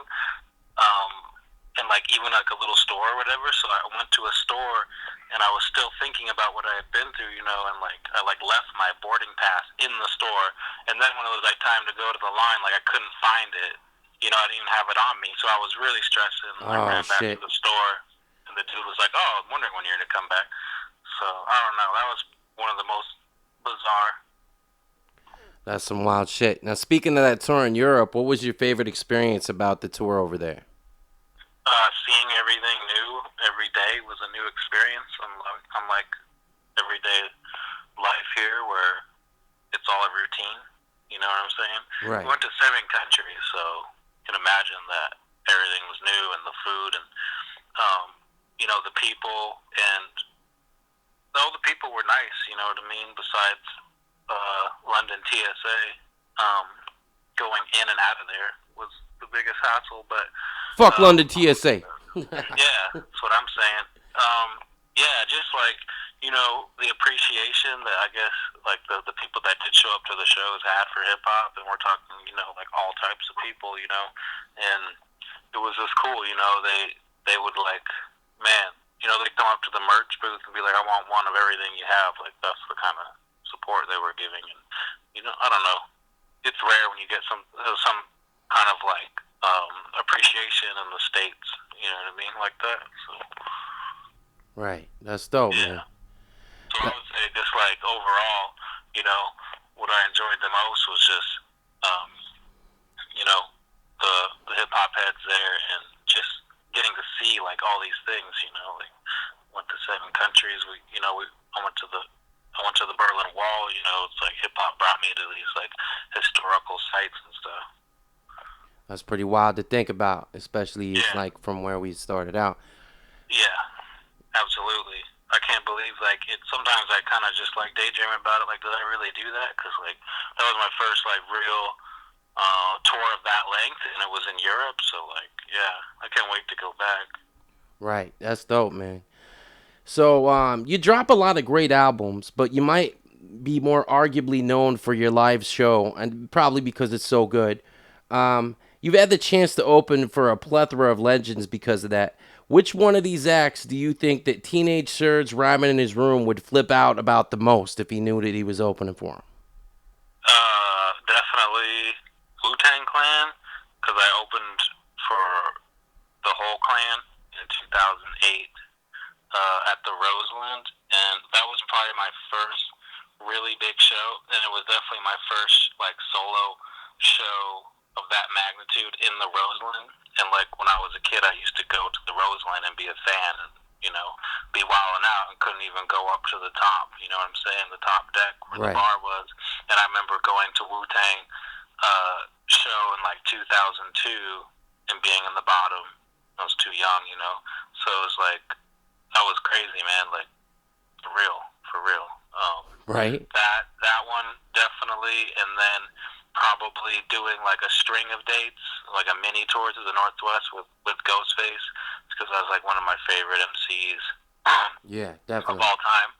I mean, me and you used to bug out too. Hell yeah. Obviously, Iron Man, but definitely like there was an era where we definitely connected when Supreme Clientele just came out, and we would Oh definitely yeah, man. I'll never listen to forget that summer. That all whole day. album always brings me back to that. Yeah, so just to do that, and I remember like doing the shows with him, and like I was like, I need to talk to him, I need to at least tell him, he inspired me to rhyme and thank him, and it was real cool, I waited for him after he did his whole merch table thing and signing, and just chopped it up with him for a little bit, paid my respects, and I remember him just kind of like seeing me in Seattle, because I think we had done Eugene the night before or something, and he kind of gave me the head nod, so I was like, oh, okay, he remembers. That's what's up, man. That's hella dope. So, what do you think is the biggest misconception about you as an artist? That's a good one too. Misconception. That I don't like what's going on now, or that I only strictly like a certain type of hip hop beat wise and stuff, because a lot of the producers and stuff.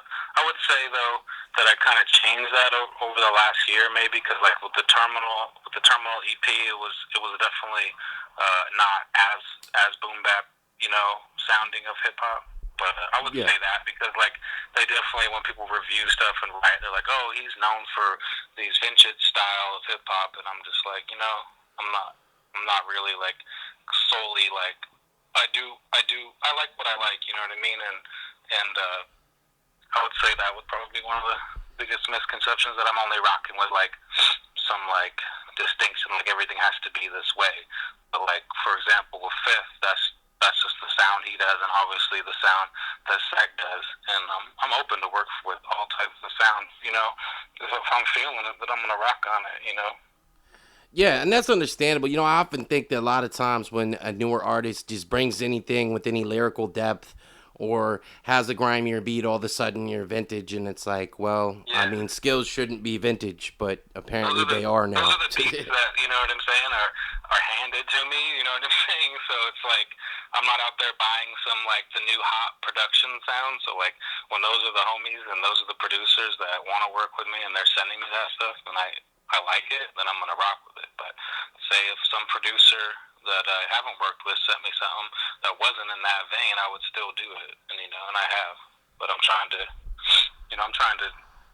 just rock, whatever is dope to me, because that's the reason why I do it. I don't really do it for what other people think, because it's more like a therapeutic thing to write and record and perform. Right. And that makes a lot of sense.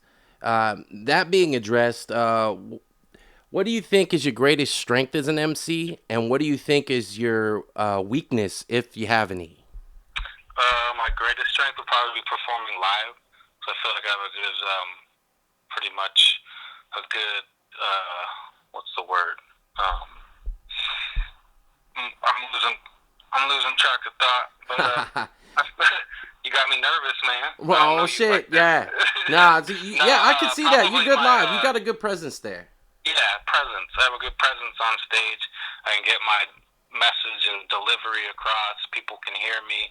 I've had many times coming off stage, people are like, wow, like I can hear every syllable. So it's like, my delivery and presence on stage are my greatest. And if I was thinking my weakness, would probably be like the overall creativity of songs, which is always a constant process. You can always get better with. You know what I'm saying? Like with concepts and stuff.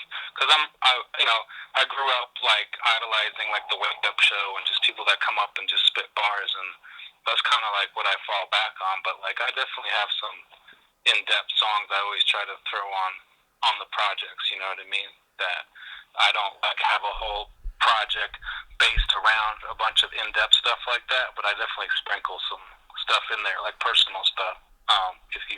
If people have listened to the projects I've put out. Yeah, I agree, and you know, I listened to the Silver Novelist a lot recently that you did with Zapata, and I feel like that record kind of addresses that, in my opinion, because you do have a lot more in-depth or personal songs on that album. I feel like, even though they're abstract, definitely more than just bars and whatever. It kind of shows the depth. Yeah, I'm proud of that one. I feel like, you know, it was hard. It's just hard, man. It's just hard when you don't have a huge budget to push things, and maybe I was excited about it in one direction, just put stuff out because it's brand new. But I'm definitely proud of that one. I think Zapata killed it, and I feel like I helped. But I definitely want people to know about him. You know, when I heard his stuff, I was like, wow. And that's probably one of the fastest projects I've ever done and put out. And I was just in a position where I had the time and money to do it that way. But a lot of the ones that people hear, you know, they actually took a really long time, and it wasn't necessarily by design. It was just more about life getting in the way, you know. Yeah, that makes sense, because that's always going to be an obstacle in working on things as an artist. Now, you've gotten to do some amazing radio shows, like the Halftime Show with DJ Eclipse in New York. You've gotten love from every damn blog damn near ever. And you've been written up by damn near every newspaper in Oregon. So my question would be, of the media you have yet to appear in, what would be your biggest dream to appear on, whether that's a show, a blog, a newspaper, a magazine that you haven't been in yet? Well, that's a good one. How many credible things are there left out there that people could want to probably be in? I mean, right. It sucks because when I think about it, I'm like, you know, when we were young, the Source would be something you'd want to really get in, but it's you know, people don't even buy physical copies of publications rarely anymore, so it's I mean, shoot, man, I think, I mean, you mentioned a show or something else. I'd have to think about that more, but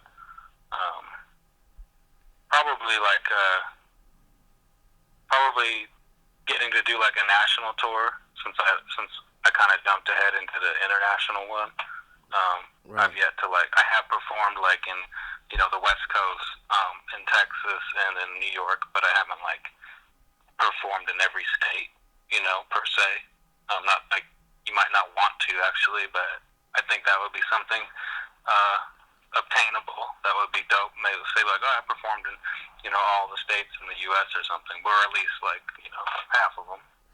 And that answer is actually a real fitting answer, because it goes back to the live stage show, because you definitely kill that. You're known for that. It makes a lot of sense.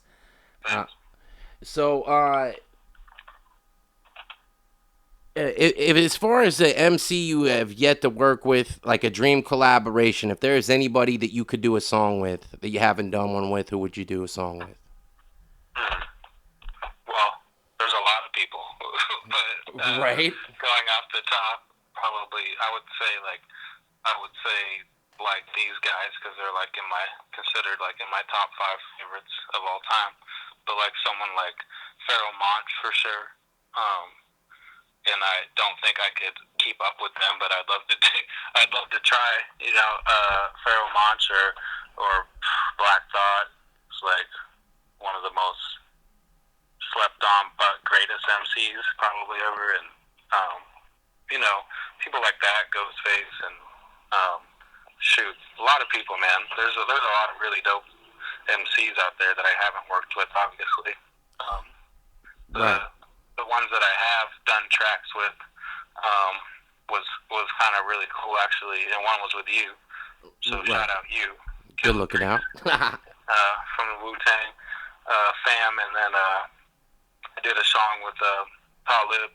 That was crazy because I never thought that would happen on the Animal Farm project. But yeah, right. That gives you some names.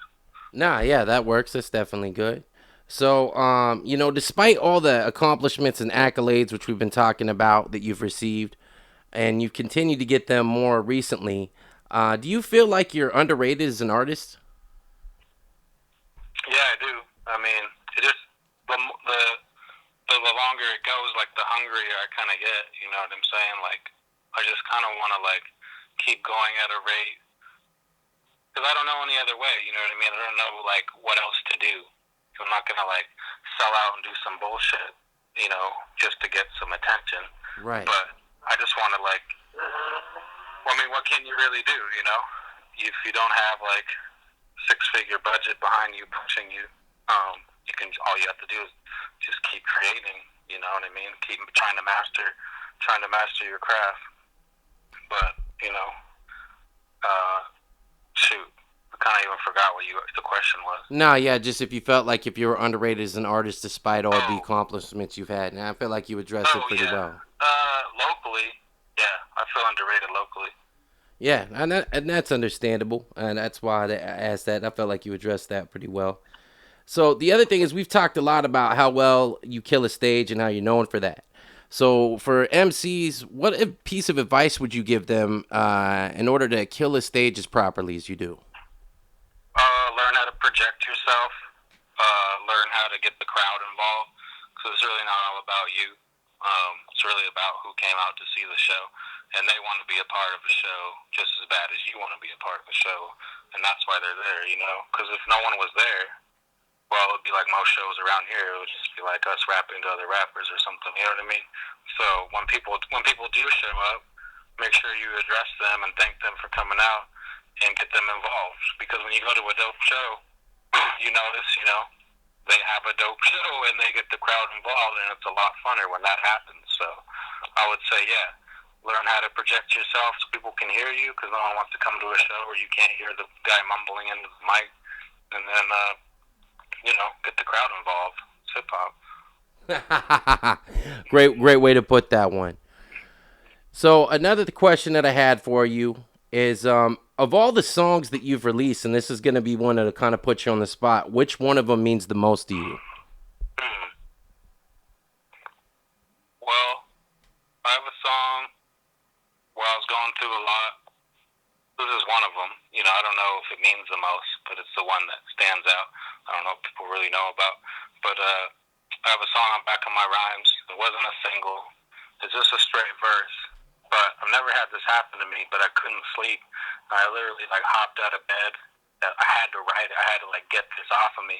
So I was going through some crazy stuff personally and really didn't know what was going to happen, you know, to myself, like, as far as, like, I was just going through some serious stuff, and I didn't know, like, where my future was going to be, and I had to just vent. The song is called Roseblood, and it's on Back of My Rhymes. I would say that one stands out to me. That's probably one of the deepest tracks that I've heard you get down on, too. So, I mean, that makes a lot of sense, and that's dope. Yeah. You know, many people probably don't know about you and all the interviews you've done and all the press you're getting more lately, is that your father is a renowned Latin percussionist based out of the Bay. What is the biggest thing that you learned from him in regards to music? In regards to music, the biggest thing I learned from him, that you can have like a long career in music and eat off of it and not be some big time superstar, because he's kind of a big example of that. I mean, the guy was born in Nicaragua. It was not a very good place to come from, you know. Persevered. Came to the U.S. as a teen, like no money, no English. I've addressed that in the song, actually, Say What You Really Feel. Shout out Panama Red, who produced it. I think that's another dope track, actually, that people may not know. And because it was just like a random single, but, you know, came to the U.S. and just kind of like made a lane for himself and like mastered percussion and got to tour the world like a bunch of times. Like he toured with Ruben Blades, who's a famous Panamanian salsa singer, and my dad played percussion. He can play all Latin percussion. He can play he can actually play the guitar now. He picked up the guitar, and he's versatile. And it's like, wow, like he's like carved a lane where he can just get gigs and eat off of music. So I would just say, like, he kind of just showed me that, like, anything is possible. Yeah, that makes sense. I mean, that's a really inspiring story. Yeah, for sure. And I don't know if I really, like, understood the magnitude of it when I was a kid, because he actually, I actually didn't live with him, but I obviously knew him and would visit him. But, like, I didn't understand, like, until I got pursuing music, like, what he had really done, and to hear those stories is crazy, like, he went all over the world and played percussion and made a really good living off of it, and he's still in the Bay Area doing shows. I mean, that's all he's done. I mean, he used to have to do odd jobs and stuff when he was a lot younger, but, like, he hasn't. I don't think he's had, like, a day job in, like, I don't know, over 30 years or something like that. So I mean, that's a huge lesson that anybody as an artist could take from that, and so that's dope. So what's next for Serge Severe? What is next? I'm trying to figure that out. Myself. It's like I want to, like, continue trying to create music that I'm proud of and see where it takes me. I honestly don't have any concrete plans at the very second, as far as, like, what I'm gonna put out or what I'm gonna do. But, like, I'm just a human like everybody else. Just, like, kind of conflicted on the whole thing about life and what is next. I just let the universe kind of just play its course. But I don't have anything dialed in at the moment. Hopefully put out some projects, just keep going, living, breathing, eating a lot of sandwiches.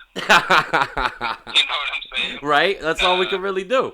I'm not trying to get too deep, but, right? On that kind of level, it's just like, I'm not, like, I don't feel like I'm out here just killing the game nonstop or anything. On the surface, maybe it looks like I'm trying to, like, get as much as I can done, which I am. And this year has been within this last, like, 10 months has been amazing, because, like, I got, went out to New York and, got to, do some things I never thought I would get to do. Rocked a show out in Brooklyn with Lord Finesse and DJ Evil D, and, like, I don't know, I was thinking about it, not to go on a tangent, but, like, I never rocked a show in New York. I have been to New York, but, like, you rock, and it's like, people don't know you, so it's always, you always have that going against you. But, like, I did exactly what I always do, and, like, the first person that gave me the biggest dap I may have ever received was Evil D from Black Moon in the Beat Miners, like, right when I went off stage. So it's like, kind of ever since that happened, I'm just kind of like, okay, dope, you know what I mean? Like, what else do I need to act? I know that I could work and try to get like some humongous success and get this money and be the man popping and all this, but it's kind of like, when I think about that moment, it's like, wow, why do I care what anyone else is gonna say? You know what I mean? Nah, exactly. Look who just dapped me off stage. Now, if I was whack, I don't think he's dapping me off stage in Brooklyn. So I don't know. I'm just kind of like. It kind of points to, like, people should really think what they want out of something. You know what I mean? Yeah. It's like, how much more? What more do I need? Like, I rocked with every single person, almost every person that I looked up to as a kid. Fortune is enough, and it's like, I'm kind of trying to figure out where else to take it. But hey, I think that's just kind of life and growing. Nah, definitely understandable. So as we start to wind things down, any shout outs? Shout out the team. Shout out Diction. Shout out my man Generic, holding it down, helping me out along the way. big time help, really good friend. Shoot, man. Shout out the internets. You know what I'm saying? Shout out Hiphop for at least making me feel like I had like a place where I belong. You know what I mean? That's what's up. So, with every interview we do, we play a song from somebody, and I usually have them send me a song. I have pretty much your whole catalog or can gain access. So, what I'd like you to do now is I'm gonna throw it back to you and pick any song from your catalog that you want me to play on the show, and just set it up, and then we will go to that song. Let's do Hunger Games from Silver Novelist. All right, folks, you heard him. Up next on Trash Cave Radio, we got Zapata and Serge Severe off the Silver Novelist EP with Hunger Games. Yeah. Wasted talent, Earl Manigault. Pearls within a phantom's ghost. Cancer quotes, documenting well when the cameras roll. Rhymes like time swiftly shifting through the sands of hope.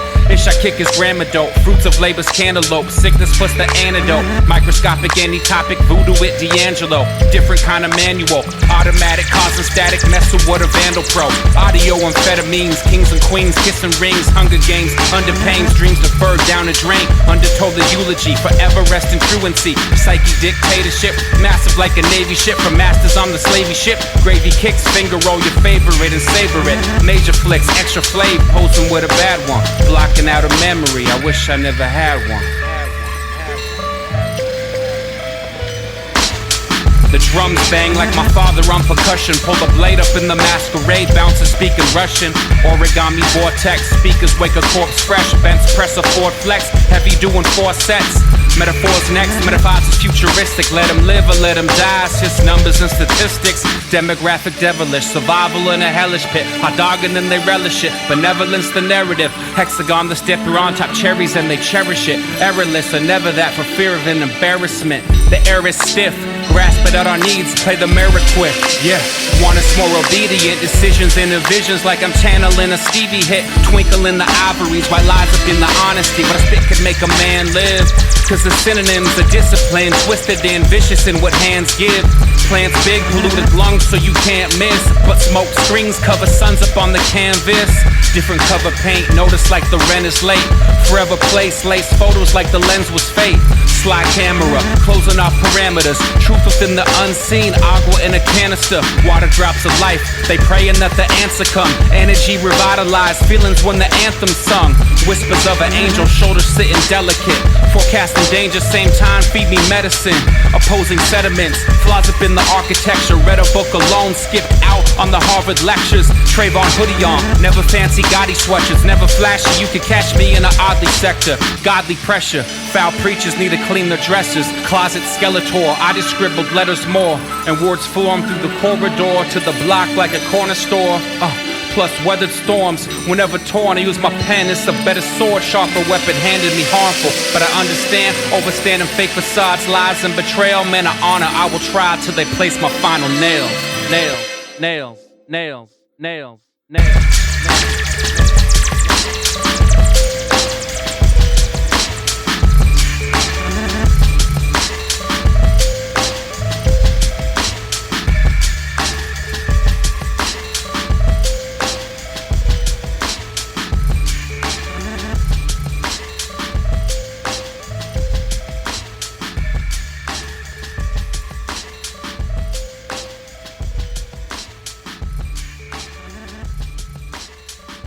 Alright, folks, so now that you're done enjoying some Serge Severe and Zapata of the Silver Novelist EP, as promised, I'll get into the next 2 albums that have been released in the last month or so that I feel like you should definitely check out. Now, the first of those albums comes from a just crazy dream collaboration between one of the best hip-hop producers who's ever fucking lived, Pete Rock, and a group that was somewhat obscure, but that I absolutely loved as a kid. I've seen them live. They murder it. Uptown Saturday Night, their first album, is a flat-out classic, Camp Low. And they have returned with their mixtape installment of 80 Blocks from Tiffany's Part 2. So what I'm going to go ahead and do is we're going to play a song off of that album called Don't You Just Love It featuring Ab Soul. Now, if you don't know who Pete Rock is, then you don't belong in hip-hop. And if you don't know who Camp Lo is, do yourself a huge fucking favor. Go back and listen to Uptown Saturday Night. Solid record all the way through, ahead of their time. Glad to see that they're back. So here we go on Trash Cave Radio. We will be playing Don't You Just Love It, Camp Lo, Pete Rock featuring Ab Soul. To me, you know, like this is the world, you know. To me, this is the way it is, man. This is the way life is. Now you got a different world, you see. I think you live here 1 week, you bug out. Because you be going through a lot of changes. We have ignition. Commit liftoff. We have liftoff. Centipede, set it in 7-speed. Crook ceremony, crawling out the cranberry breeze. Tying Hawaiian, tattoo your fantasy island. Pneumonic neolites, life prowling. Pull out the Punisher, this ain't the run of the mill. Shoot the Valkyrie, rocket out the trunk of the Seville. Hit the Predator, burst alien Megatron. Blast on the 80 block trunk planet where saints are the savage. Glamour coalition, new inspection. We trespassing in your section. Offshore counts in Barcelona. Watching Apollonia, riding Ramona. Rubik's Cube sitting twinkle on the index. Aiming it asymmetrical at your apex. Now you see, this 80 block thing, I'm trying to tell y'all something. This 80 block thing is so important, man. We gotta make this a part of our history, man. 80 blocks from Tiffany's, man. This is it, man. This is it right here. You got Geechee Suede and Chiba Sunny and hold on, Sunny Chiba and Geechee Suede. Everglade wave made out of rose gold. Old gold in my Oldsmobile, I'm Fanslow. Bank robbing, briefcases of brick brass. It's calamity when cartridges come out the clash. Subtract those that don't render subservient. Serving them at halftime, and this won't be the last time. Mayday, mayday, come in, committing airway robberies. As a convincer spins gator bait out the cylinder. 8 watching Sicily. Tyson, the hero, isn't nothing but a sandwich. Cheaper be the sun and sounder. Feeding them the sounder. 80 blocks from Tiffany's. And Saks looking for the Giuseppe's with the gladiator strap. This the flow of the century. My bitch bad, but it's all good. We looking to see intimacy in Italy. Solo, the sea Nile will remember me. This is the Nile River on the beach. Shall I motherfucking proceed? I love the peoples on top of my pupils. My nigga, this is what a proceeds. You never did a walk through 4 G's. You shaving points like the game had a goatee. I silenced the lamb, and now the goat's me. Scary, like writing rhymes in the cemetery. Next to someone you knew that was Barry Gordy, no Motown. Probably up in your town or clumsy in the Garden of Eden, knocking hoes down. So. It's inspired at first, you know what I mean? Because I was going back to all the old starts of what was going on at the time, all the breakdancing and all that. I was checking it out late night one night. And so I came across this flick called 80 Blocks from Tiffany's documentary, you know what I mean? Seen all the gangs in there, which was like close to the same area where cats lived at anyway, you know what I mean? And then the fact that hip-hop came in at that time, and right now, it's kind of like a ghost town, how the BX was, you know what I mean? The similarities as far as like hip-hop. All right, we're back, and you know, I gotta say, Camp Lo is one of the most slept-on hip-hop groups of all time. Really gotta go check out the previous material. It's well worth that.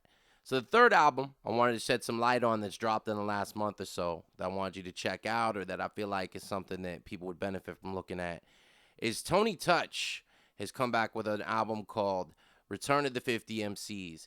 Now, if you're not familiar with Tony Touch, he's a legendary New York DJ, and the guest list is ridiculous. Off the top of my head, Eminem, KRS-One, Redman, Method Man, the list goes on. It's ridiculous. Definitely anybody you want to hear in hip-hop is on this record. And I'm going to go ahead and play you out with a record by Action Bronson and Kool G Rap. Something I'm really digging from the new, and it's somebody who's great from the old school, on one track together from that album. And it's called The Queen's Thing. Before I do that, though, I'd like to give a big shout-out to ANEK for coming through with that interview. Make sure you check out Left & Company and ANEK's music. Big shout-out to Lucas Dix for giving me a great interview as well. Make sure you check out Jellyfish Brigade, Hives Inquiry Squad, and him. And, of course, Serge Severe. Make sure you go to his website, Serge Severe Blogspot, and check out his stuff. So thanks for listening to the first broadcast of Trash Can Radio. This is Diction Uno signing on. Coming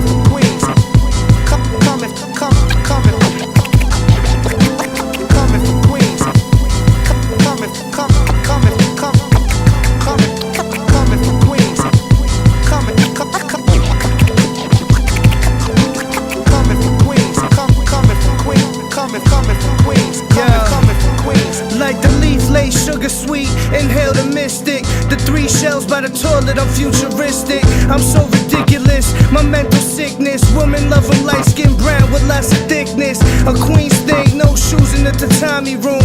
Legs crossed, sipping hot sake. Big drugs like a sushi roll. She see the cops throw the drug up in a poopy hole. Plus she steered a coupe, eyes shining like diamonds, smiling like new veneers. Fuck her once, left a souvenir. Plus she take it through the rear door. I watched her change, now she ballin', got a clear floor. Halibut seared off, I'm not impressed though. Cigar full of pesto, smoking rings, linen from Ernesto. Straight from Queens, where it's wise to wear a vest, bro. We blowing up in the world, I never let go. Coming from Queens, so please stand. Coming from Queens, so please stand. Coming from Queens, so please stand.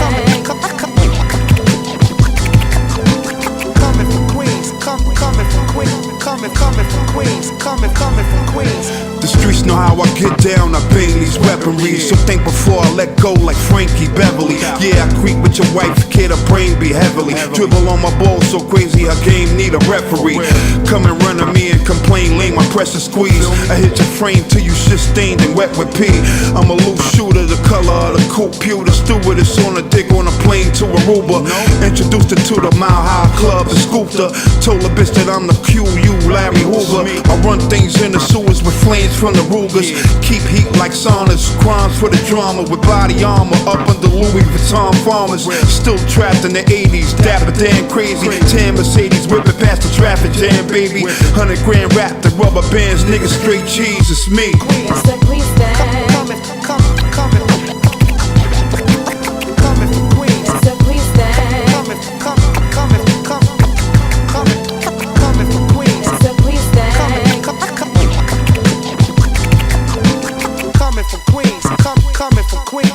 Coming from Queens, coming from Queens.